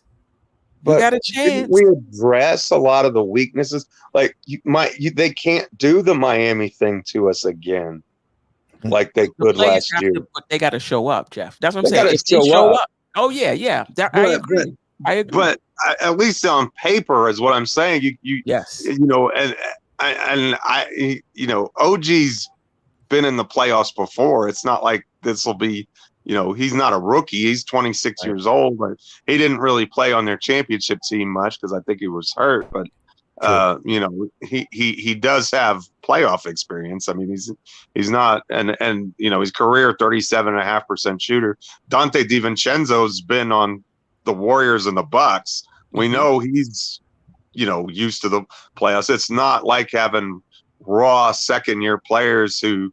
And frankly, Barrett was never a shooter anyway. So, and Robinson either. So I think just from not style is not the right word, but just from a game plan perspective, you can't do the same things. Like you can, but I mean, who wants to give OG Anunoby a wide open corner 3-point shot? Like nobody wants to. Nobody's going to design a defense to do that. I mean, if that's what you have to give up, you may concede it, but that means that you're in trouble. Not that that's not defensive strategy. That's hope. Hope he misses, kind of a thing. So and the way that Hartenstein passes the ball and stretches the floor a little bit, the weaknesses from last year's playoff offense seem to be mitigated quite a bit unless Randall just falls off the mat again for whatever reason, but I mean, I think again, even with that, I think his life is easier because teams are going to game plan for him. Sure. But they can't do the same things that they did before. I mean, look at the scoring games he had the Philly game, he got in his own head and he had a terrible shooting night, but everybody else was on fire that night, so it didn't matter. But in the other 3 games, I think 39, 39, and 35 or something like that. I mean, and it's because he has more room to operate. I mean, it's not like he was out there just on a binge from 3-point territory going 7 for 10 or something unsustainable. He was getting good looks. He's getting to the free throw line. He's, playing big man ball. He's getting to the spots where he's comfortable on the floor and where he's an assassin. Let's be honest. I mean, really tough to stop in those spots. And, we saw Jalen Brunson. They threw everything. The Miami Heat now threw everything but the kitchen sink at him and couldn't stop him. And that was with everybody else doing jack squats. I mean, less than 0. From everybody else, and they still couldn't stop Brunson. Imagine Brunson when everybody else is contributing. I mean, I think from a process standpoint, and time will tell. We've got to stay healthy and all of those sorts of things. But from a process standpoint, this team is completely different animal of how you defend them in the postseason than last year's. I agree. Anybody else wanted to comment? I do want to get the breaking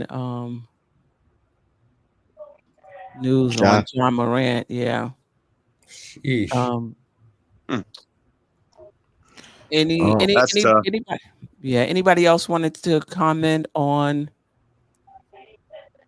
I'm reading a stat.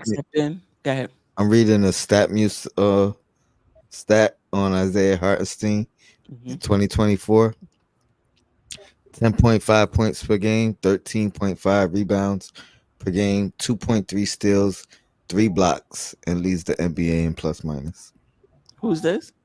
Isaiah I heard. Hartenstein Wow. in in these four since the new year.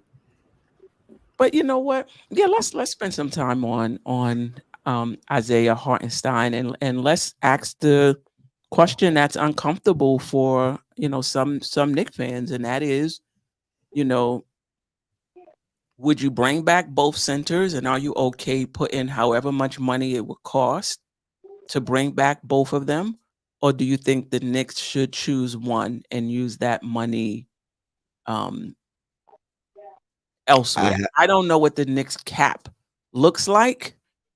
That's the only problem. If we can sign both of them and not hit that first or second apron where we're kind of restricted in terms of how we can improve the team, then I'm fine. But if signing both of them restricts our movement, then I think the Knicks should choose. Just um, thoughts on that in general, and then in particular, if you were to choose, who you would choose. Ajay, we haven't heard from you in a while. You're on mute, boss. Sorry. Why do we have to choose? Why? Listen, Mitch is. It's not a huge amount of money he's getting paid, and his contract is descending. So But I think we got to sign Hartenstein. He's unrestricted. That's what makes, yeah. If He's we gotta playing his choose, way. If if we right, and he's playing his way listen, into more than $9 million. if we can't sign both, and we have to choose, I would probably go with Isaiah Hartenstein. And it's a tough one because I like what Mitchell Robinson brings in terms of the defensive anchor. He's really solid down there, the rebounding and all that stuff. Um, I mean, of course, the sentimental stuff, homegrown, our second round pick and all that good stuff. Mitch is our guy, but he produces. But um, when you watch the team play with Isaiah Hartenstein, there's a lot of movement that you don't see with Mitch. There's less clogging in the paint that you don't see with Mitch. And there's nothing wrong with having both styles of play. But if we have to pick one, I would go with the way we play with Isaiah Hartenstein. Because obviously, listen, he's a pretty good rebounder. He's a much better passer than Mitch, and he's not afraid to take that little mid range, that little floater thing he does. And I mean, he on offense he gives you a little bit more than Mitchell Robinson does. Um, in defense, it's not a huge drop. It is a drop, but not a tremendous one, where you would say that if you go, you would lose a whole lot if you go with Isaiah Hartenstein as opposed to Mitchell Robinson. So if I have to, I don't want to, but if I have to pick one, I'd have to choose Isaiah Hartenstein. And you could go with two. I mean, that's on the table too, to go with both of I, them. I, And if it, that, if you want to put 30 million in your, or 28 million or whatever in your center position. can you imagine? And I think Mitchell Robinson, if he doesn't mind coming off the bench, and I don't think he does. I don't think he cares whether he comes off the bench or not.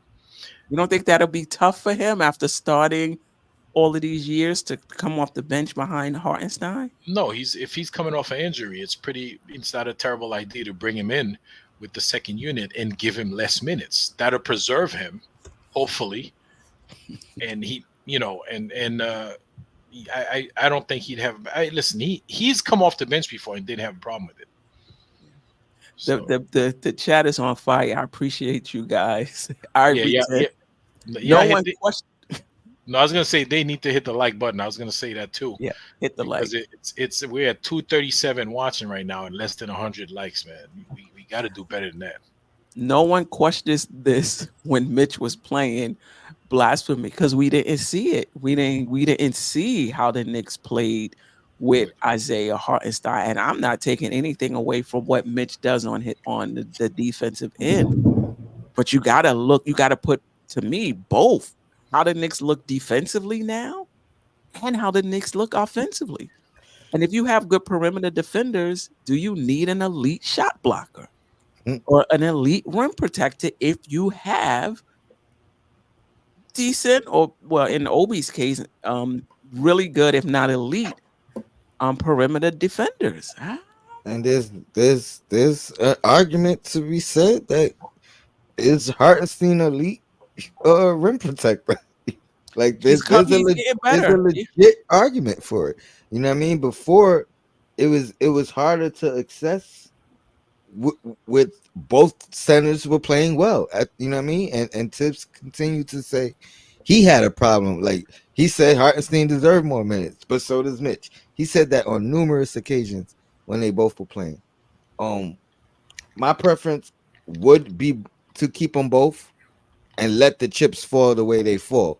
So if it ends up being backup role down the line for Mitch, it ends up being that. Um, but I ain't gonna lie, Mitch is my guy. I'm concerned. I'm concerned with his long term durability, and if I'm concerned, I can only imagine that the Knicks gotta have some concern. I don't even know if the Knicks thought they would be bringing Hartenstein back come next year prior to this year. Prior to this. Right. So what Hartenstein is doing is, if not changing the narrative, it's altering. You know what I mean? Like he's becoming more valuable.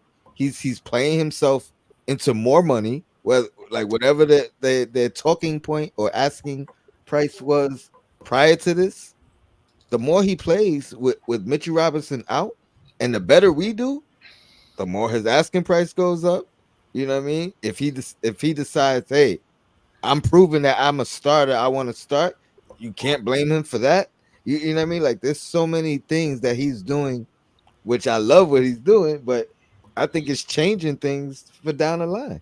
The Knicks might have had a set price for Hartenstein prior to, you know what I mean, what's going on now. Prior to Mitch going down, he might have just upped his price. Hopefully, it's not out of our price range because I want them both and figure it out. You know what I mean? Because when Mitch was healthy, both guys were playing well. Well, Yeah, I'll say this: two things. Can I say two things, really and then quick, I'll Jeff, so we could get to the yeah, Yeah. real quick.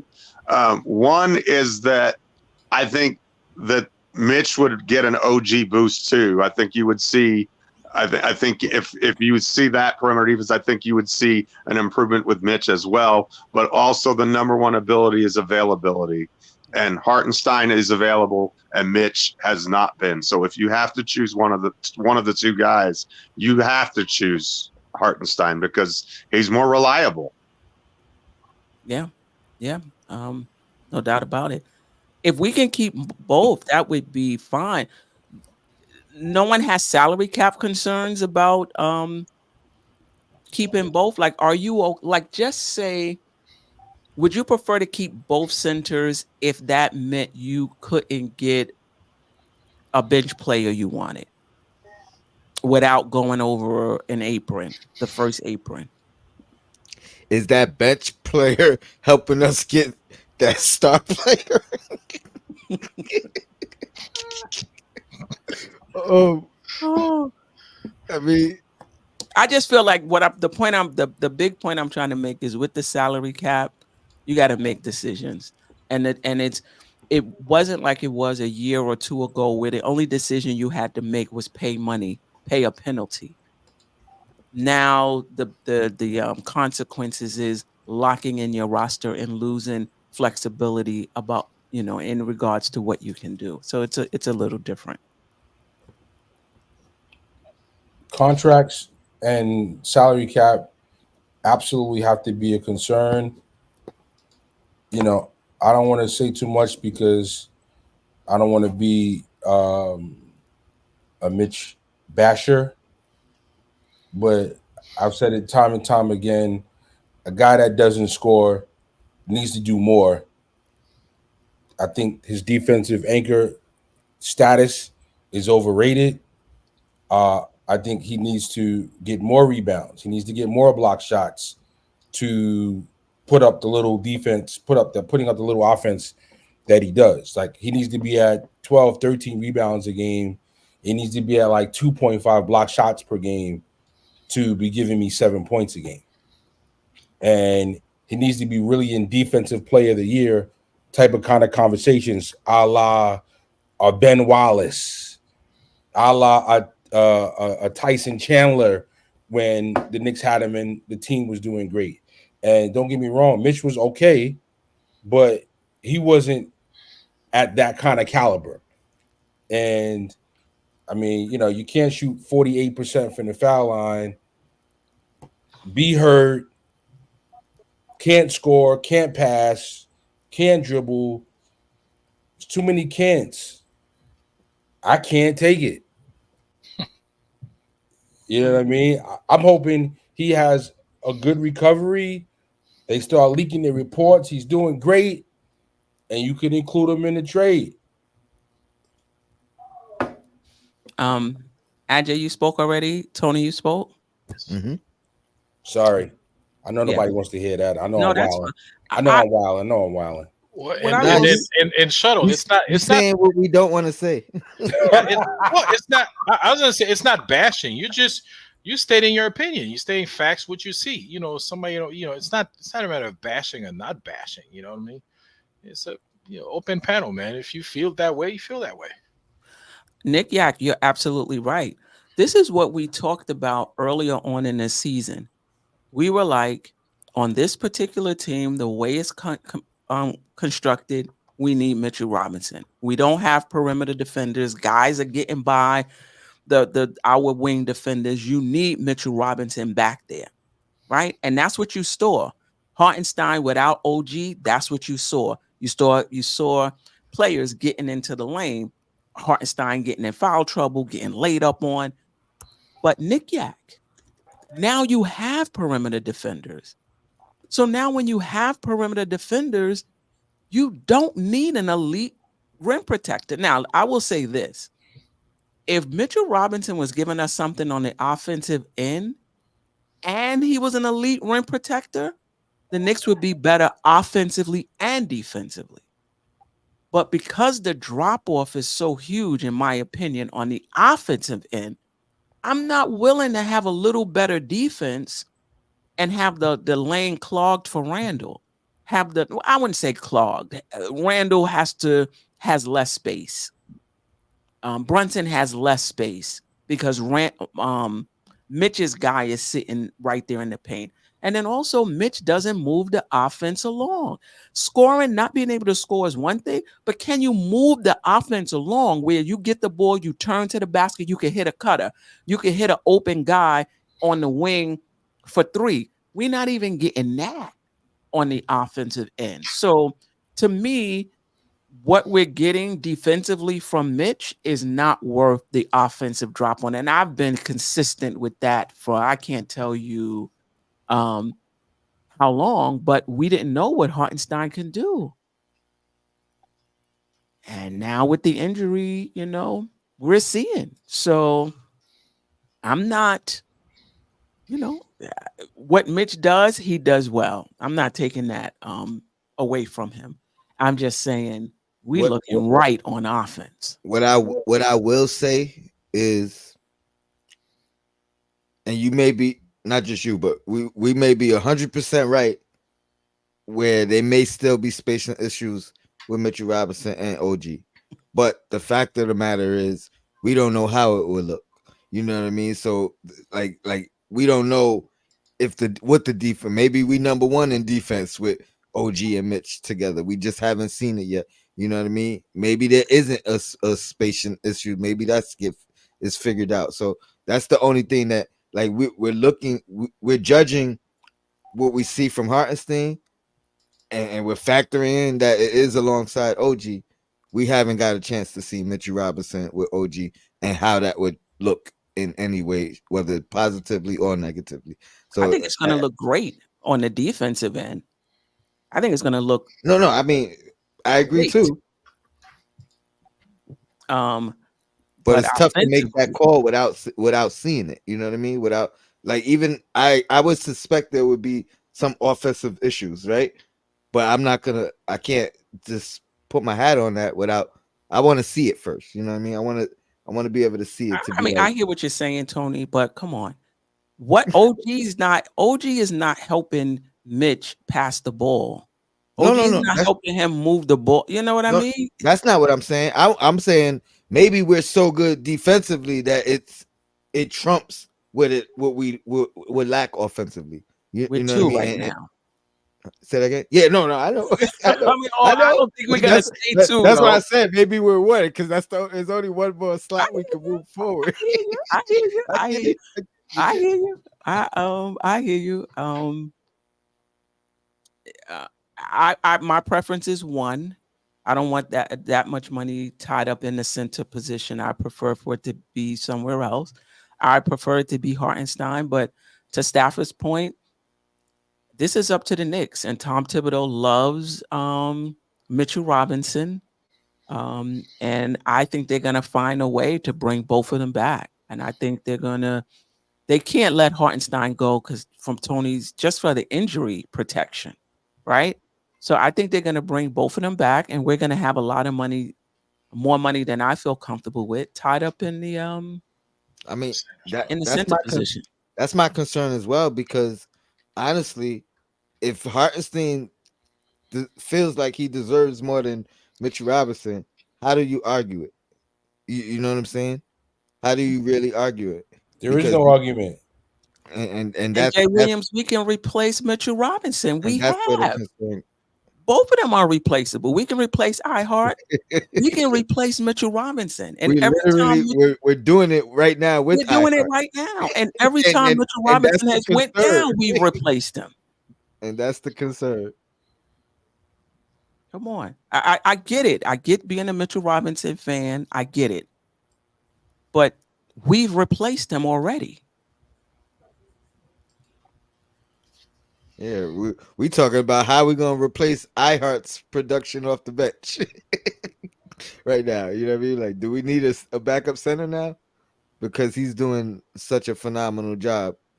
Where I mean, when Mitch first went out, it was a brief question of do we gotta find a new starter? You know what I mean? Yeah, no doubt.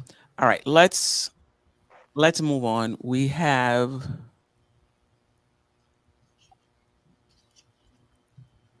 this week's anything else anybody want to say before we move on to this week's slate of games?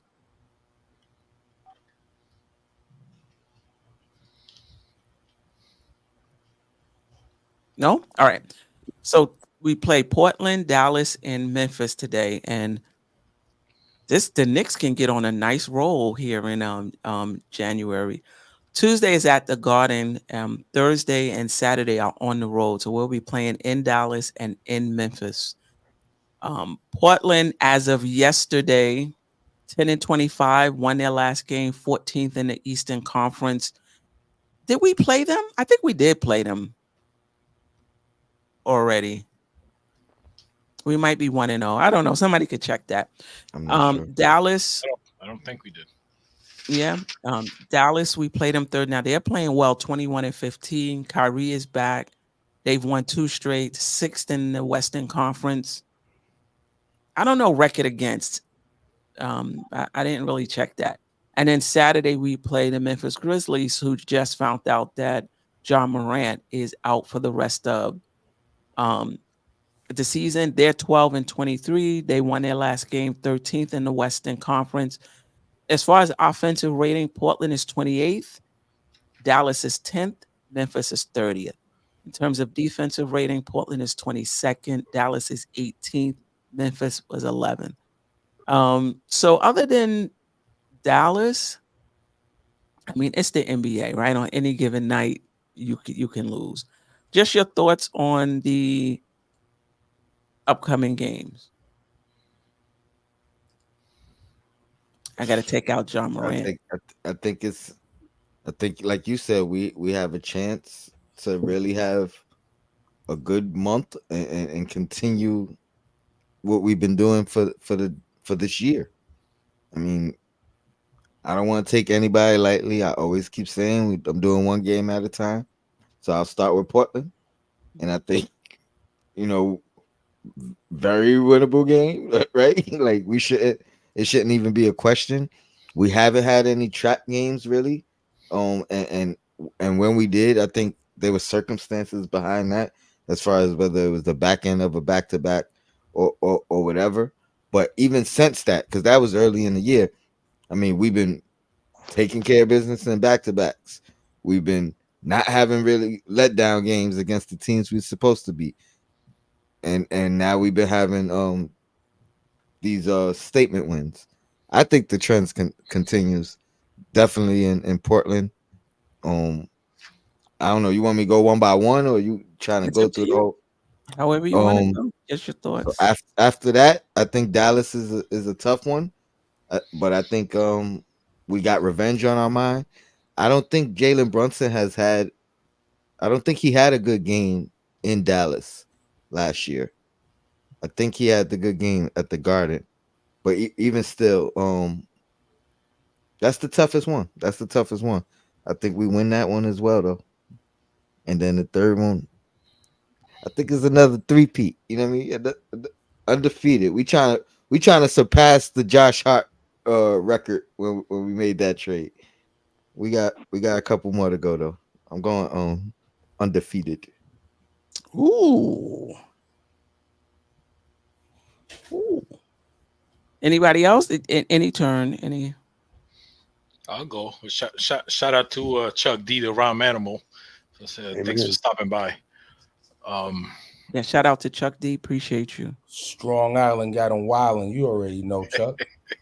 He said chemistry is everything in everything. The NBA is the new NFL. iHeart looks like a 7-foot Dave Cowens.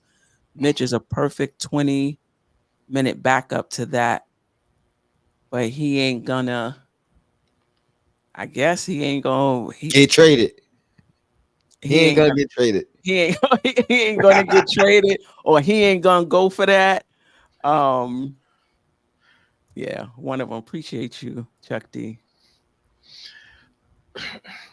Queen, I'll go very fast. I'm real quick. 3-0 the next ones. The next, I'm actually looking further beyond those three games, but I'll save that for next week, man.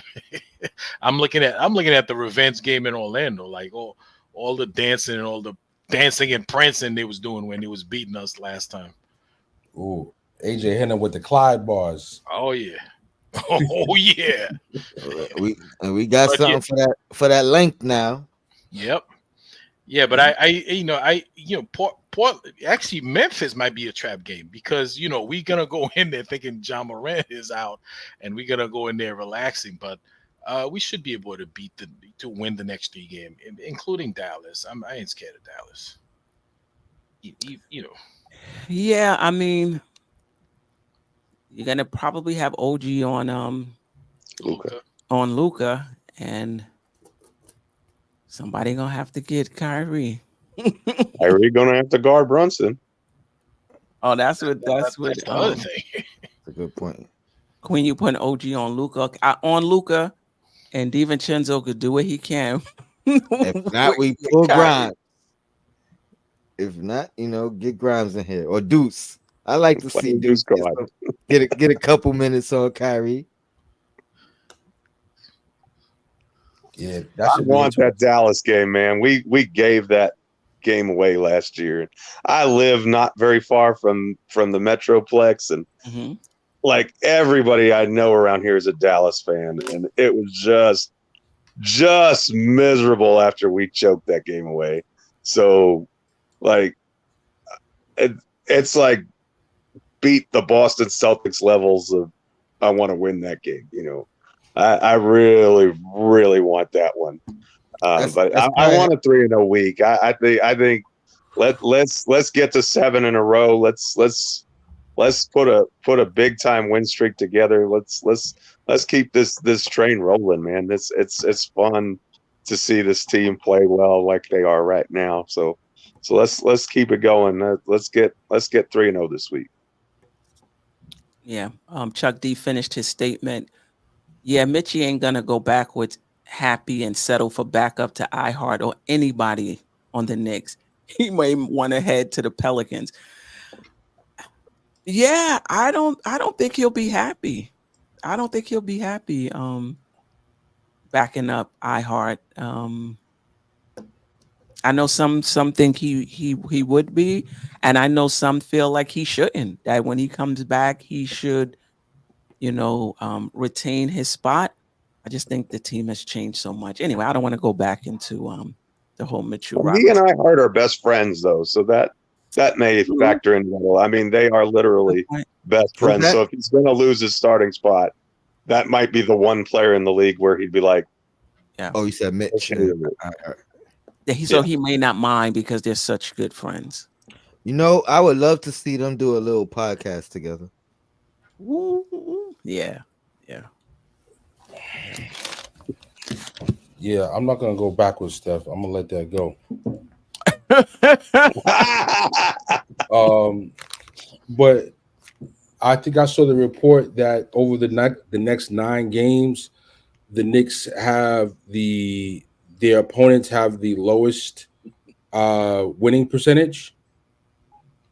So I know we're looking at three games here, but I mean I'm looking at this stretch run. This is one where, like, even though you have to take one game at a time, and if I was a player and a coach, I'd be talking about that. But sitting on this side of the table, I've got to be thinking, all right, we had a real tough stretch run early in the season. We had a lot of away games, and we managed to be where we are. We've got a new player plugged in. We got to make a surge right now. You know what I mean? Like this next 9 games, you need to be looking at 7-2, 8-1. You know, you got to be looking at that as like the floor for where you want to be. So, I mean, for this week, anything less than 2 wins really is not acceptable. You know, if you don't win 2 of these 3 games, I'm gonna be with some tomatoes. I'm gonna be upset. You know what I mean? Less than two Yeah. wins is not gonna be acceptable. So, Yeah. I mean, Dallas is a respectable team, and they're fighting in the West for playoff position, which we also want them to obtain.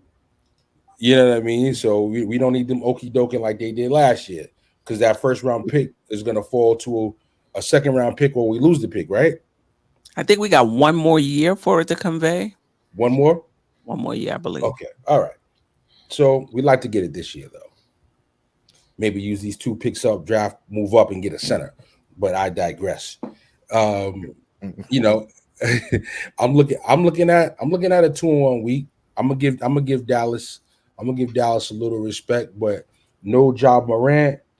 You better beat that team, and how dare you lose to the first team, Portland. They're dangerous, Right. they're fast, they're young, but I ain't really trying to hear all that.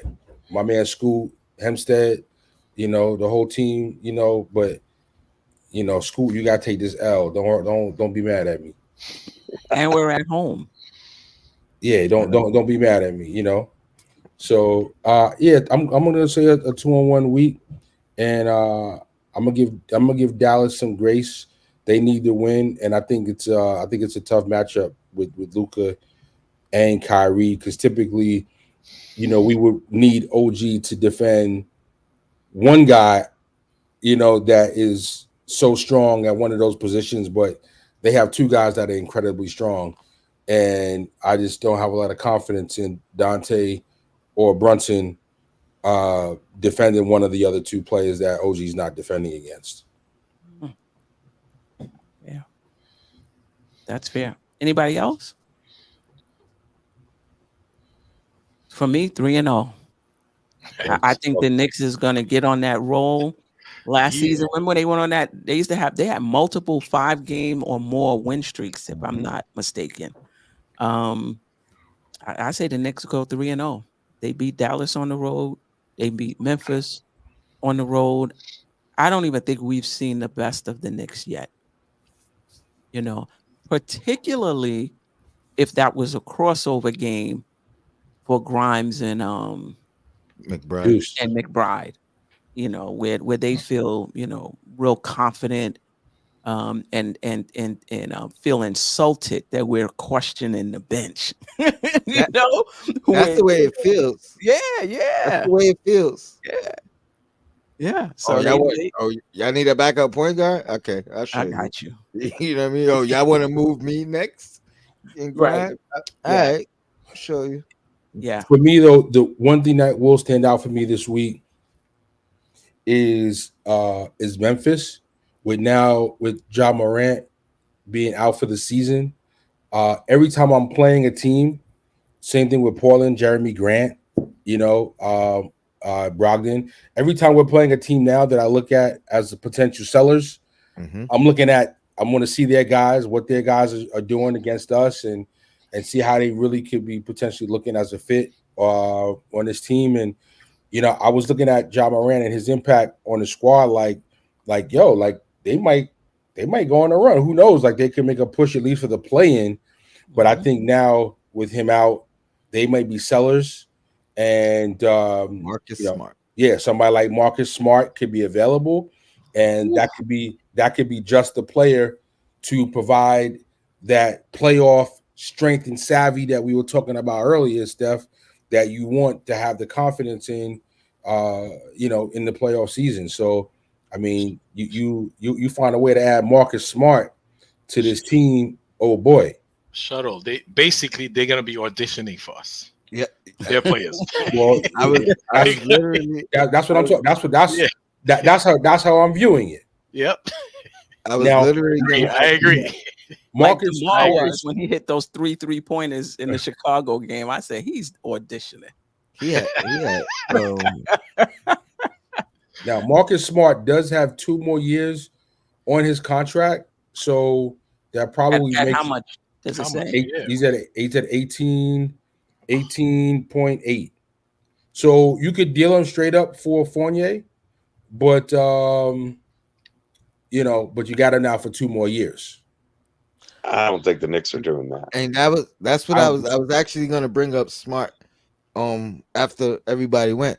My question was, am I biased because I've seen more of Smart than I have of Brogdon in thinking that if the idea was to bring somebody in that helps now that we could flip later, that Marcus Smart would be higher on that list of, he has more value as a flip piece than Brogdon. I think they're pretty even. I think Jeff. You don't think the Knicks would do that? Marcus Smart. He has I 2 don't more know if years they on the want that. contract. I don't know if they two want more that after extra this one? 18 million on the year on the books One next more year. after this one. Two No, more 2 after more. this one. 2 Or, more after this one. oh, that's a lot. Yeah. But you think that's a bad contract? You think you don't think he's flippable? It's movable, I guess, but if we wanted to get off of it, so maybe. But this Nick front office has been all about flexibility. But again, he's a player that you can put in a big trade too. So maybe that's too. In other words, he if you did have a big trade for a star, for instance, if you're sending out Marcus Smart That's to what make I'm asking. salaries work, that you know what? I take that back, Shuttle. I take that back. They might do that. I think they do it. I Now, think that as I think that they're even though. Like we were talking about, you guys were talking about Brogdon earlier Brogdon, yeah. on Knicks and Bruises, where I was tapped in, and I think that those two would be more even versus Murray. without totally going left field on you, Steph. that's okay. Versus a DeJounte Murray, who is a better piece, if you will, and a more attractive piece as a player long term, better contract, better value for the contract, better ceiling, those type of things. Right. But in terms of actual fit though for the New York Knicks and for making a push to make you feel like you got a legit opportunity to get to the conference finals this year, yeah, Brogdon or Smart are definitely legit players to add that I'm gonna be confident with if we did that. Any concern, and this is to the panel, about rumors that his defense has taken a slide over the past few years, and any concerns about his questionable 3-point shooting, particularly when it comes to the playoffs? What I know about Marcus Smart, like I've never really been a fan of his, to be honest. Like I always question like what are you guys seeing him? But what I do know about him, like from watching him, is he's a dog. He's tough, and he may not be the best shooter, but he hits clutch shots, and he's not afraid to take clutch shots. You Mhm, know what I mean? But I'm not 100%. I'm still not 100% sold on him mhm, because even in what I've seen, like to me, I think he is a very comparable player to Brogdon in a sense. And that's why I was asking, like, would his value be higher than Brogdon's? Because I'm asking from like a general not knowing um mhm, standpoint. mhm. And I know by name maybe I would think um Smart is more valuable. He'd be the guy you'd be able to flip again more than a Brogdon. Mhm. Um, Isn't yeah? but He's a little bit. yeah, I know he's a dog and he's clutch. What are the age difference? Brogdon's much older, right? I don't know. Every time I think Marcus Smart is old, somebody tell me his age, and I'll be like, "Oh, dang, Marcus he's Yeah, Smart, only 20 what?" Marcus Smart like 28, he's 29. 29, Okay, and Brogdon's past 30. yeah,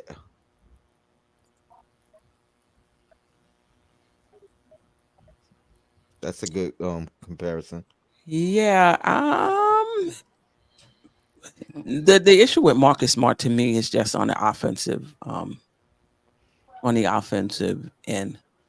And even if he's lost a step defensively, Yeah, okay, he was elite to begin with, and if him, dropping off was just, you know, getting bored or just being in situations like Memphis where he's not going anywhere, that will be revitalized with the Knicks. So I'm not worried about that. But the, to me, the it's funny just the shooting.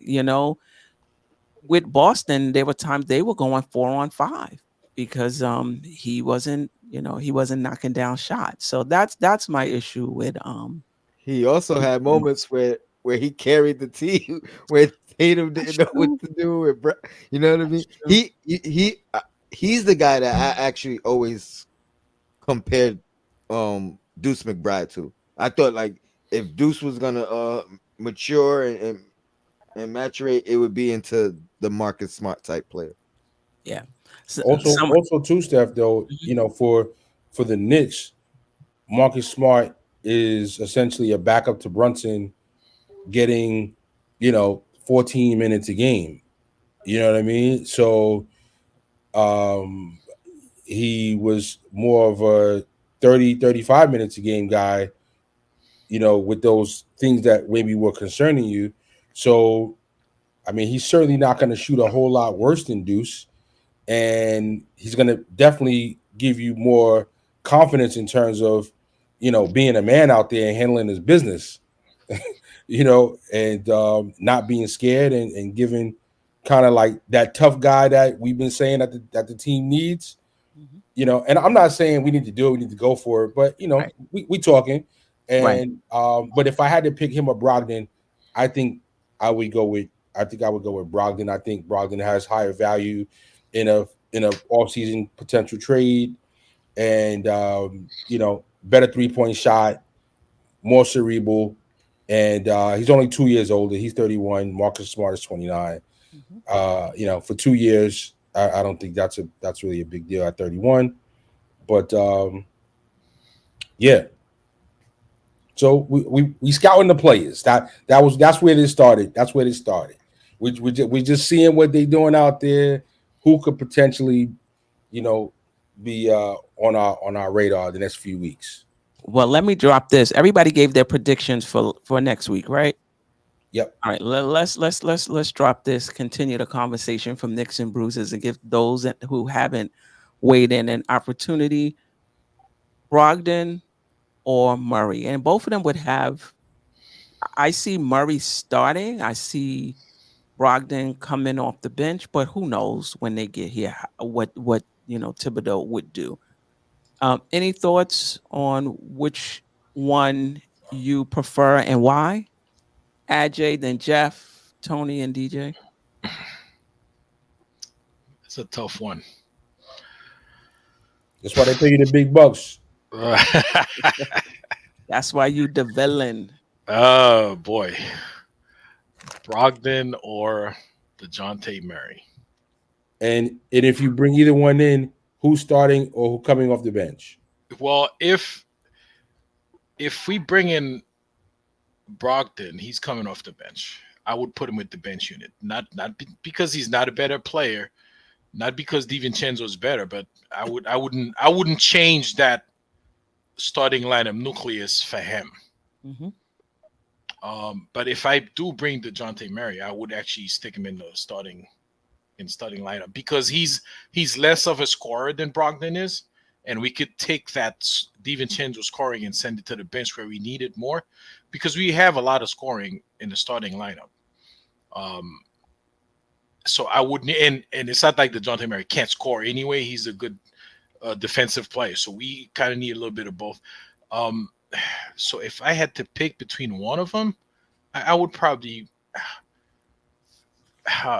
I think probably Malcolm Brogdon. No, because it's a tough one. It is because tough. we know. Listen, Tibbs, he probably want that veteran kind of veteran leadership, a guy who could put the ball in the hole. He plays pretty good defense. And speaking of Alec Burks, like a better Alec Burks, I think.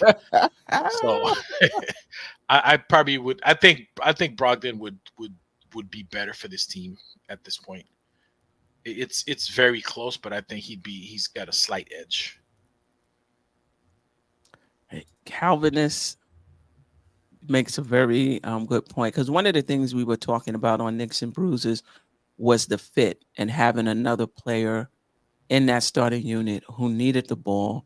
How would that fit? These same panel members didn't have issues when we was talking about the fit of the DeMar DeRozan, though. Like, oh, he would definitely fit until we started talking about money. But anyway, Calvinist Terrace. With Murray, you can always have a playmaker with him or Brunson. When Randall is the main guy on the floor, he brings the turnovers. Yeah, that's what I like. But it's fair, particularly given how this first unit is just rolling right now. Jeff? Oh man, I really like DeJounte Murray a lot. Brunson's capable of playing off the ball, so that's not really an issue, I don't think. I think you can stagger those two also, and you can have a premier guard on the floor at all times, which would be nice.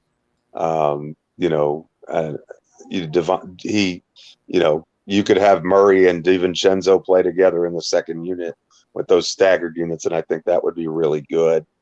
I'm imagining if you're getting Murray, that Grimes is going out in that deal with Fournier. I could be mistaken, but that just seems like that would have to be the package. Now, I don't know as far as Portland is concerned. I don't know what that deal would entail.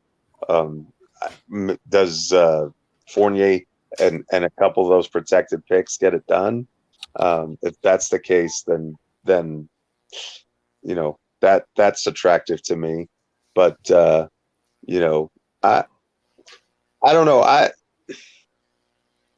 don't know that either one of them is the perfect fit, but I really like the idea of Brogdon with our bench unit, because I really feel like that answers so many questions. I like I like the starting unit as it is right now. I'm not sure that Murray is the player.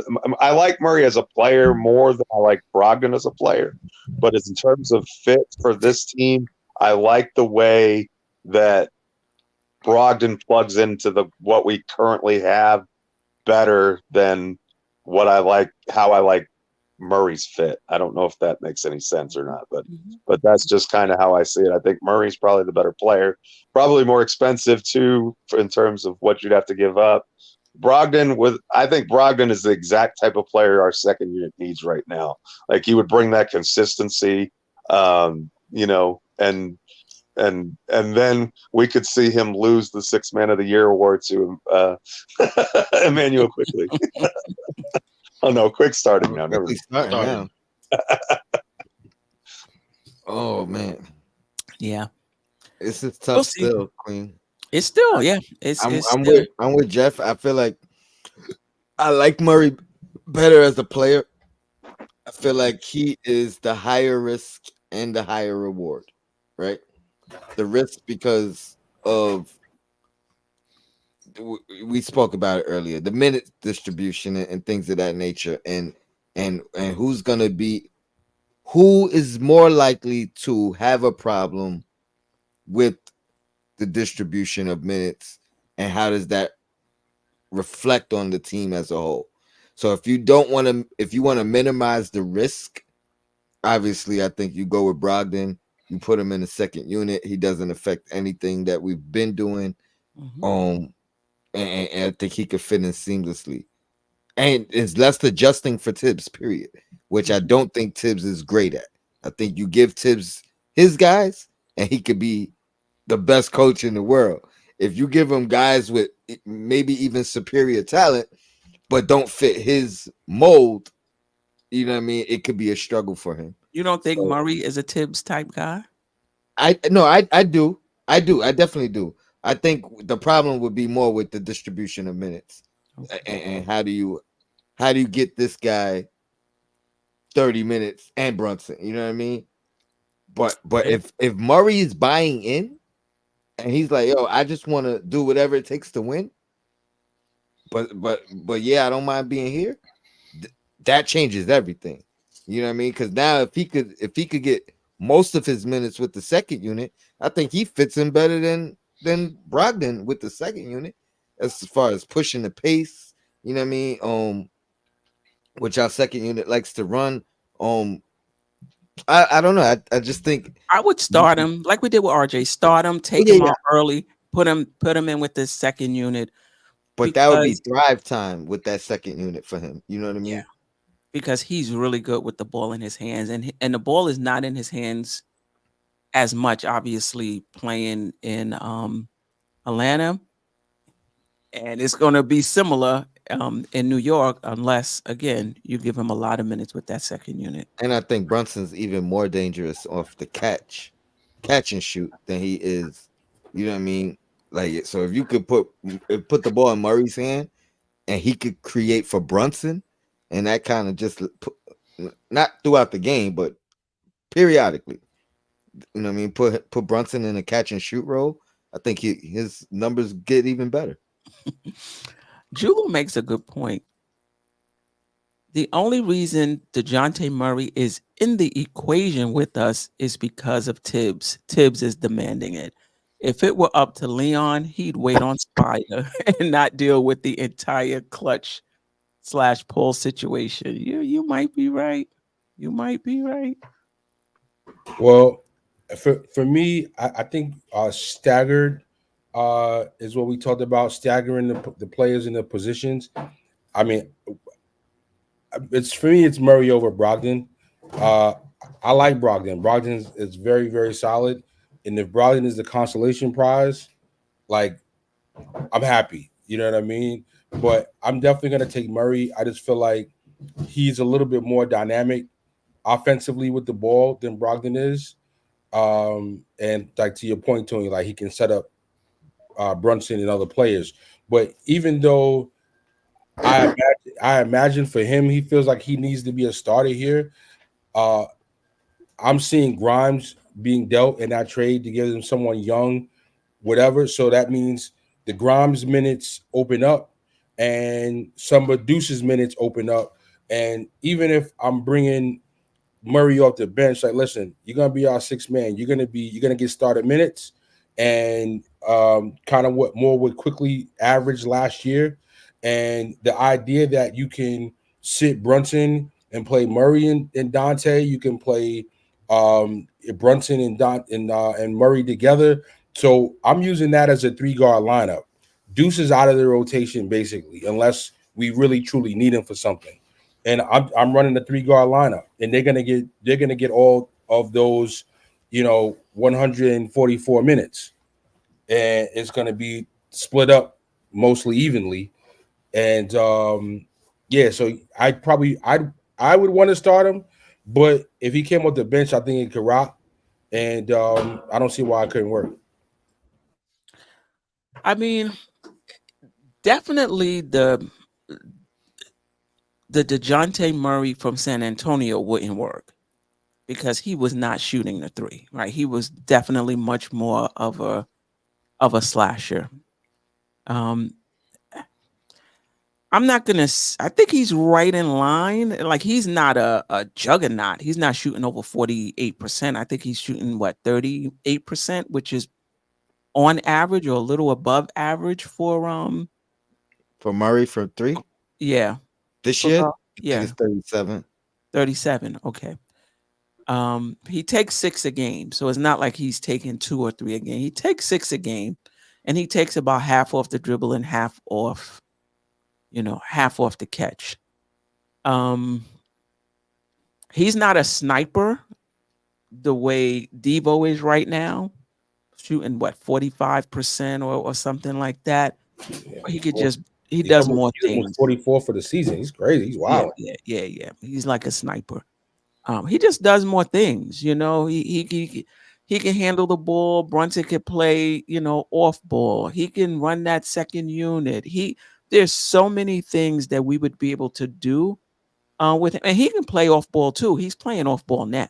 I watched Mhm. one quarter. Trey had the ball in his hand all the time. Um, but I wouldn't be mad with Brogdon. I'm not a huge Brogdon fan, but I wouldn't be mad if the Knicks brought in Brogdon. He was balling out on Boston last year.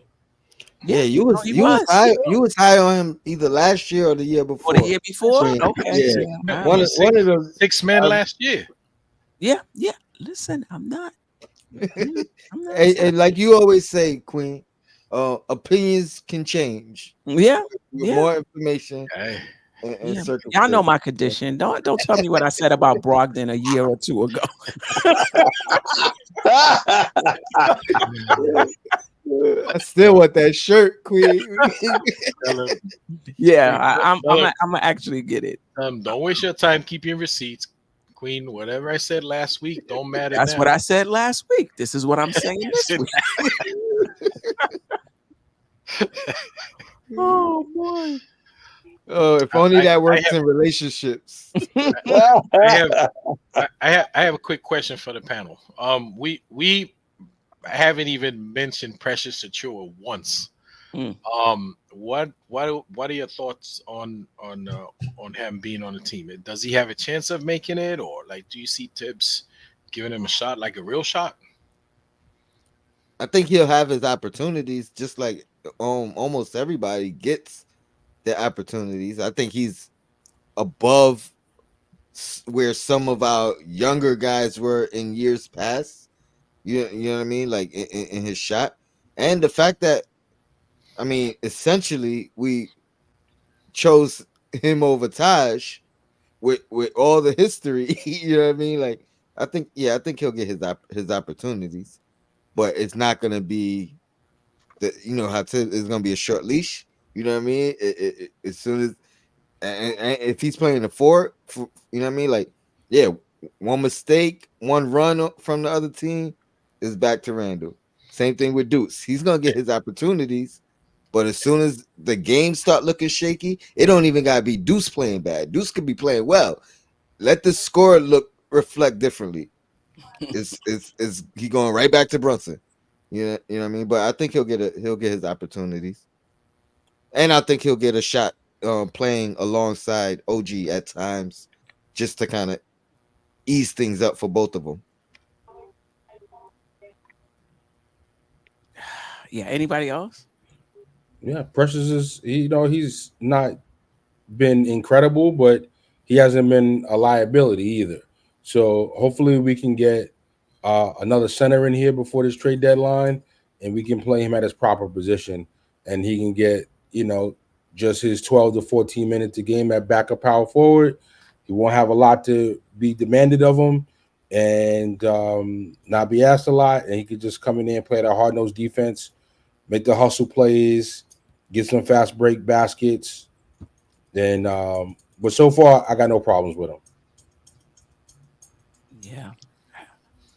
He's not somebody from seeing that I'm like, wow. I'm seeing something that I think the Knicks should, I could take him or leave him. Yeah, he's not. I mean, he's played better. If you watch him play over the years, he's not terrible. He's not a bad player at all. If if you give him, if you give him the minutes, I think he could produce. The other thing, the other thing is, well, I think Tony just mentioned Taj Gibson, so that creates a roster spot. What do you guys make of that? Trade pending. That's what I think too, DJ. I think that's something's coming. If they want to do a 2-for-1 deal, they have a roster spot open where they can make that happen. Yeah, at the very least, it's for it may not be a 2-for-1, it may not be a 3-for-2, but it's the flexibility to do it without having to waive him later and pay him. You know what I mean? So Right. Because don't I don't think it's out of the realm of possibility of us actually bringing Taj back. Exactly. on another non-guarantee. Know what I mean? He's a team player. It's New York. He's Brooklyn, so it's easy. Yeah, y'all need me for a couple of weeks. I'm gonna get a couple of hours. I ain't gonna really play too much. All right, 10-day contract. Yeah, I'm here. Whatever y'all need. Yeah.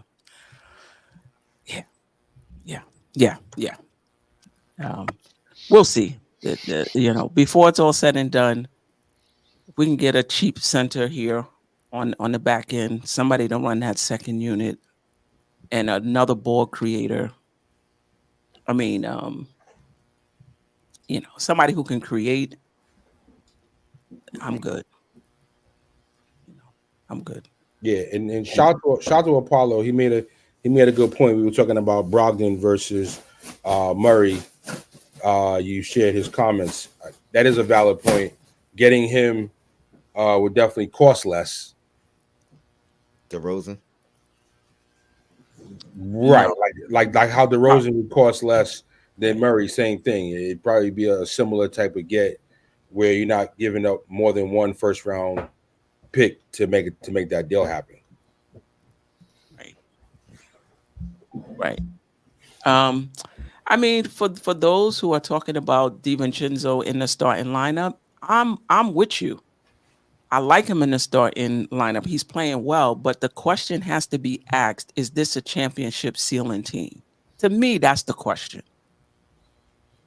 And if you feel like that this team as presently constructed is a championship contending team with Devo at the 2, then I'm not arguing with you. I don't think so. That's it. And so they may be playing great now and having great chemistry, and it's great. If we're trying to win a chip, I just personally feel, what other spot you're going to upgrade? You're going to go out and get Embiid? Because if you go out and you upgrade the center position, then yeah, leave DiVincenzo right there. So if you don't think this is a championship contending team, where is the upgrade coming? And some people just feel like the bench needs to be upgraded, period. We're a championship contending team with just an upgrade on the bench. I hear you. Any last words? Anything else?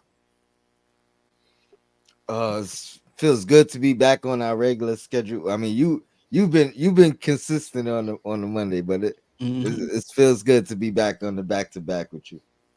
So. Yeah, for sure. And another happy birthday, belated birthday shout out to DJ Shutter in the building on the ones and twos. Shout out to RJ Barrett, 37 points last night. Good for him. Beat up the Golden State Warriors. Good for him. Yeah, let's not as Knicks fans do that thing every time Quickly or and Barrett have a good game. Oh, see, let's not do that. Like Yeah, you got to give up something good to get something good. We got something good. He fits better what we're doing right now. We won 4 in a row. Let's let the Canadians be Canadians, and let's just be happy for them and their Canadianness, and just enjoy what we got, and what we got is good, and what they got is good, and we're both moving forward, and we can both be happy, and we don't have to every listen. time Barrett has a good game, we don't have to say, well, look, let's not do No, that. no, no, no, no. Listen, somebody. I know you're not doing that, but No, but I'm that's the saying thing. somebody in the chat. I forgot who it was. Says, "Well, RJ Barrett is peaking." Well, thanks, Knicks. Thanks, New York. I said, and I that's my one comment in the chat. I said, "Well, the Knicks are peaking. What's more important, that RJ Barrett peaks or the Knicks peak? We're peaking. That's what's important." And to double down on that, Ajay, the villain. Um, as we talk about some of what we are discussing here, I saw a few people in the comments, having feedback about, well, why do we need to make a move, or why does it have to be this championship aspiration? Almost like I should not want to go to the championship, and I'm just trying to figure it out. My head's really spinning, trying to figure it out. Hello. That's what we in this for. What are we playing the game for? Good luck trying to figure out the chat. And I'm just gonna say this, and I'll pose it as a question to you. Right now, with the team playing the way the team is playing, how much do you feel there is a window to seriously make a run for a championship if you can make an improvement to the team this season? I don't think we're that far off, Shuttle. That's what I'm saying. And so if we're not that far off, and we have a couple of tradable players contracts, we got a gang of picks to make something happen with. I mean, what do you think? You're gonna, like, every team that even wins a championship tries to retool and be better for the next season. So championship teams can do it, but this team that got outed in the second round shouldn't want to get better. Right now, we're not looking any more than a second round team again. If respectfully, in my humble opinion. So I'd like to see another power move to make me feel like, okay, if we get Boston or Milwaukee in the second round, maybe we could serve them and get to the Eastern Conference Finals. Who knows? Things broke crazy for Miami last year. Giannis got hurt before they knew it. They're in the finals.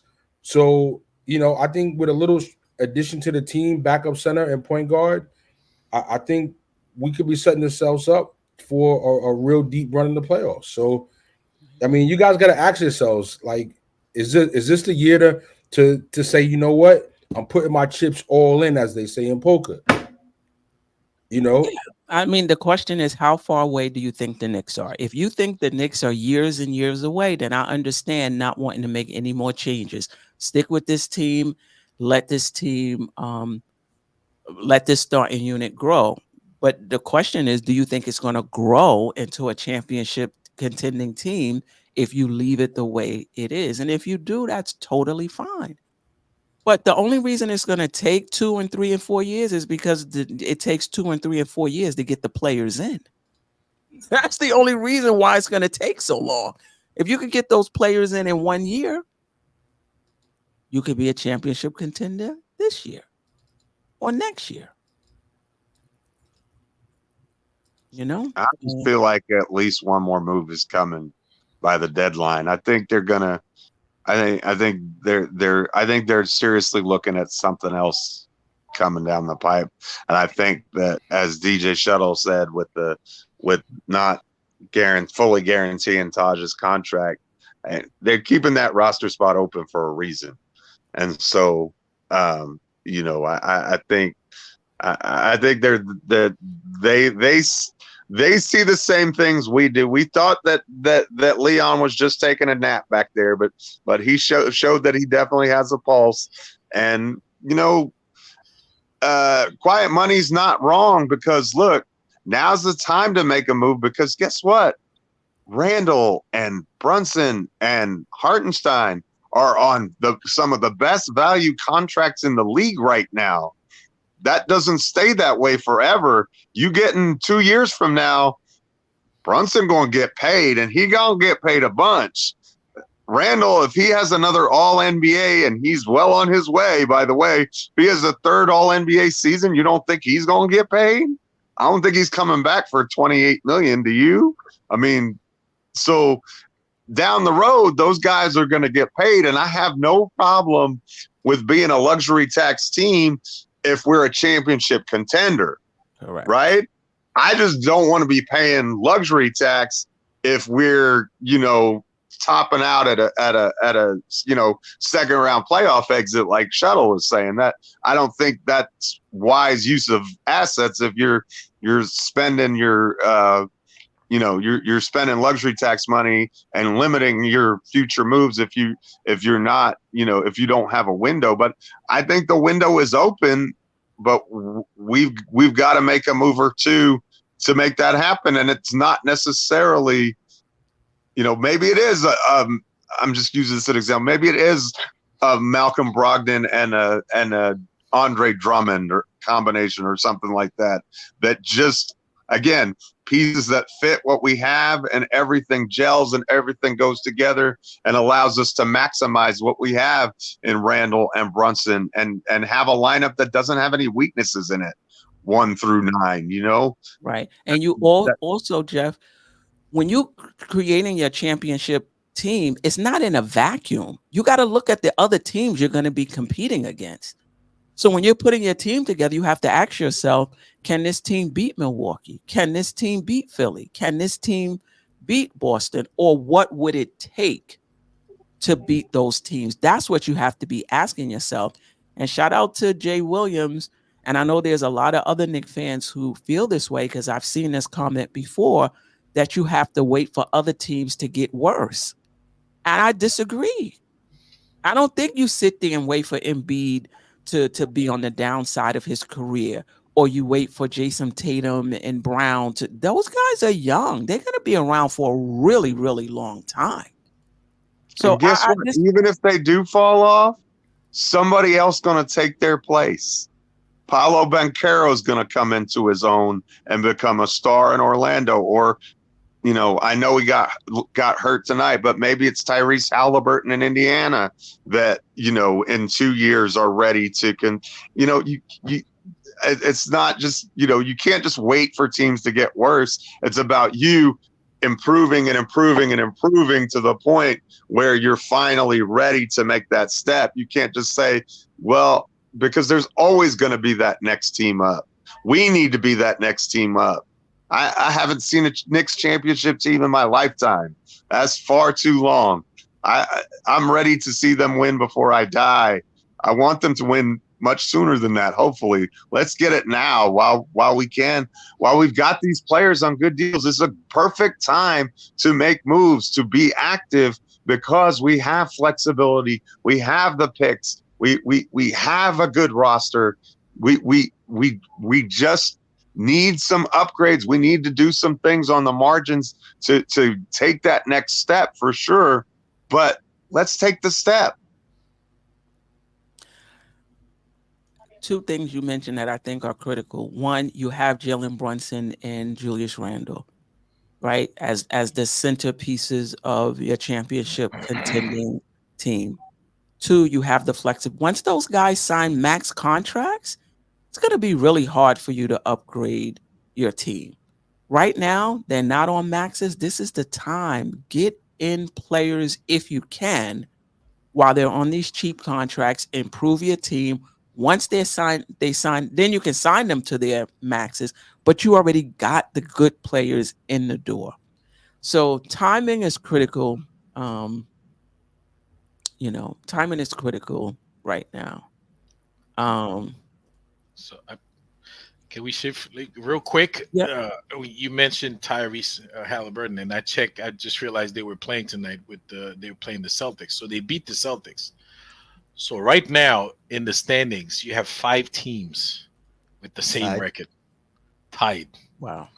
21, Wow. 21 and 15, 4, 5, 6, 7, and 8. Halliburton played 13 minutes though, got hurt, pulled the groin. Yeah. Mm. Oh, is that all it is? Okay. That's they I had to mean, carry him off the floor. I thought it might have been a lot groin worse than that. groin is not a joke though.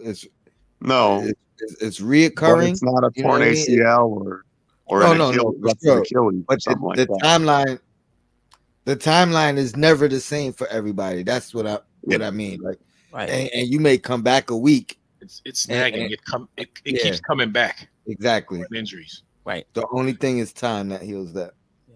And for those worrying about the salary cap, the Knicks can sign another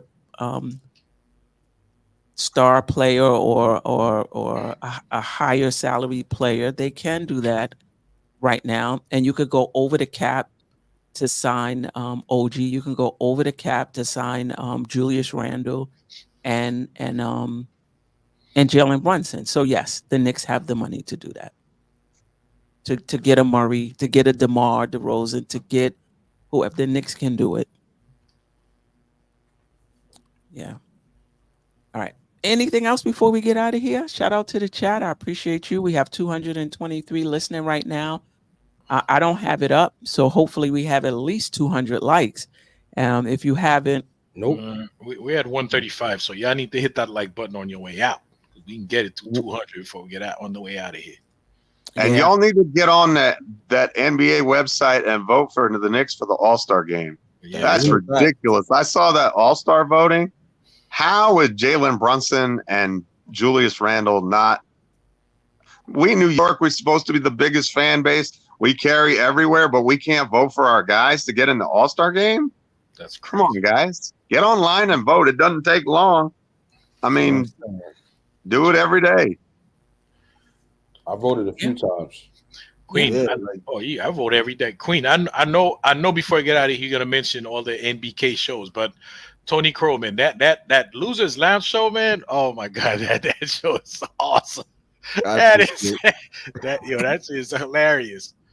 When you read and you scanning through the other fan bases and coming up with the comments, that is so funny. yeah, appreciate it. And I think they hate. I think it's an extra when they get beat by the Knicks. They really Mhm. hate it more when we beat them than.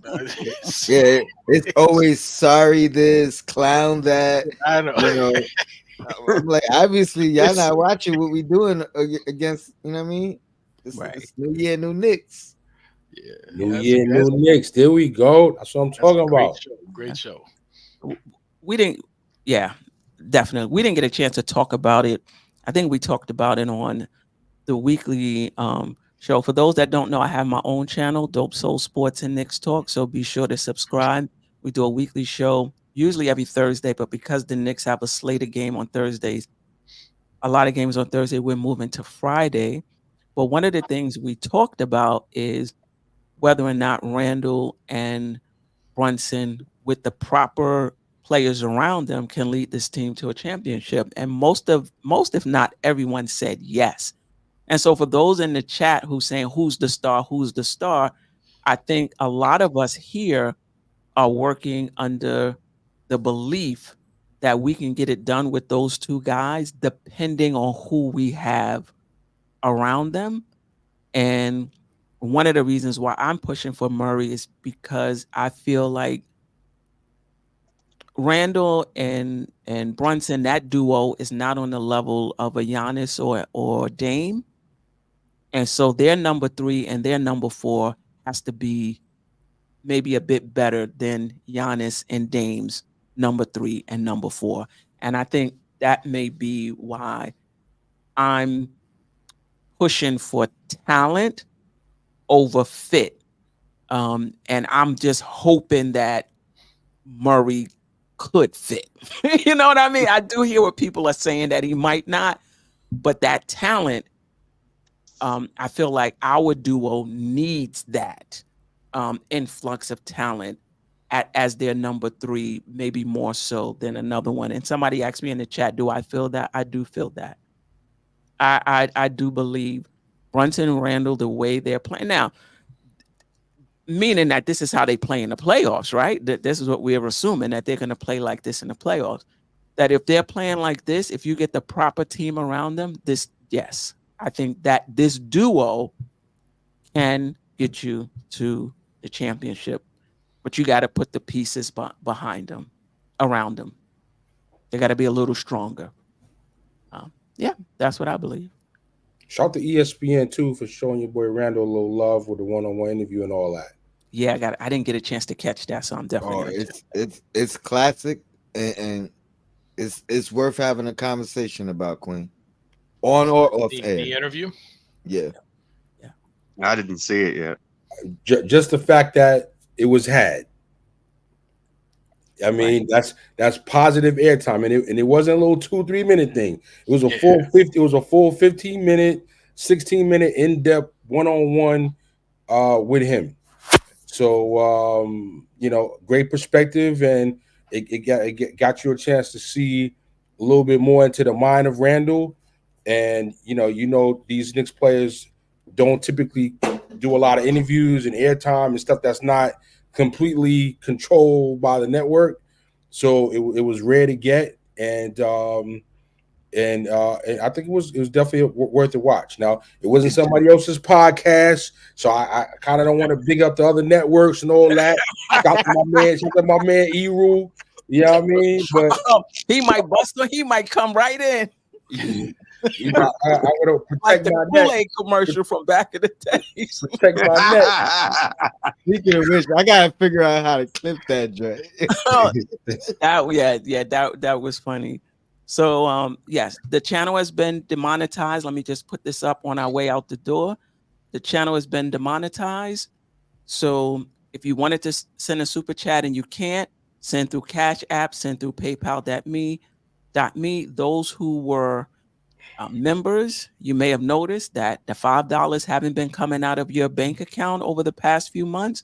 So if you want to still give your donation, again, Cash App, # nothing but Knicks, or PayPal.me /nothing but me. And I want to just pull up the MBK family of shows: pregame, postgame, the shoot around with Simeon Russell, creator of the channel; the NBA wrap up with Ron of Still Nick fans; the controversy with Josh, aka Uncle Fulio; the Losers Lounge, as Ajay was talking about, with yours truly, Tony Crow of Knicks and Bruises; live shows and videos by International Andy; Queen's Court with yours truly, myself, of Dope Soul Sports Talk. Subscribe to the channel. By the way, I hear comments in the channel. At one time, I said I wanted to start. My take is going to change over time. Okay? There was a time when I thought I needed a star. But you know what? After watching Brunson and Randall, I'm becoming more of a believer that they can lead this team to a championship depending on who you put around them, right? So follow me, subscribe to my channel, come to the Thursday show, right? If you're only watching me here, one thing about me, I don't mind listening to the chat, listening to other panel members, and changing my opinion. I'm not somebody who feels like they have to stick to their opinion no matter what. I got to be right. I have no problems being like, you know what? This is how I thought yesterday. I listened to so-and-so. They made a very good point. This is how I feel today. It might not even take a day. It might be from podcast to podcast. Right. Now, we get into the playoffs and Randall or Brunson bomb out. The next we have show, a different conversation. All of a sudden. We're gonna need a star. I think we might need a Get star. your fishing pole out. We about to see if we can pull one out the lake. Yeah. I'm okay with it. All right. And special programming and events by Simeon Russell. Sometimes, we'll do, games out in, Washington, D.C. We've done draft parties, you know, in the past. We've done different events, cookouts, things like that. So just Watch alongs. yeah, And actually going to the game at watch the Garden. alongs, watch parties. I miss Legends actually. You know, Yeah, we probably need to do a watch party soon. I'm with it. Yeah. What's up with Monday? I don't What's know about Monday? that Who we soon. playing Monday? Orlando at home, That's MLK. and it's MLK. Everybody's off work. Ooh, You know, Yeah. not a late. that might be just in to do a live party. I have to get with Sim though and see if he would be, you know, available. I don't know what he has going on right now. But yeah, that would be great. Pre-game, watch party, post-game. That would be great. It's early too. Yeah. Tone, talk to him because you know, run it by him because you're gonna Yeah, see him not for before sure. me. For sure. And I'll try to make some arrangements to pull up too. That'd be nice. Yeah. Yeah. All right, family. Until next time. 3-0.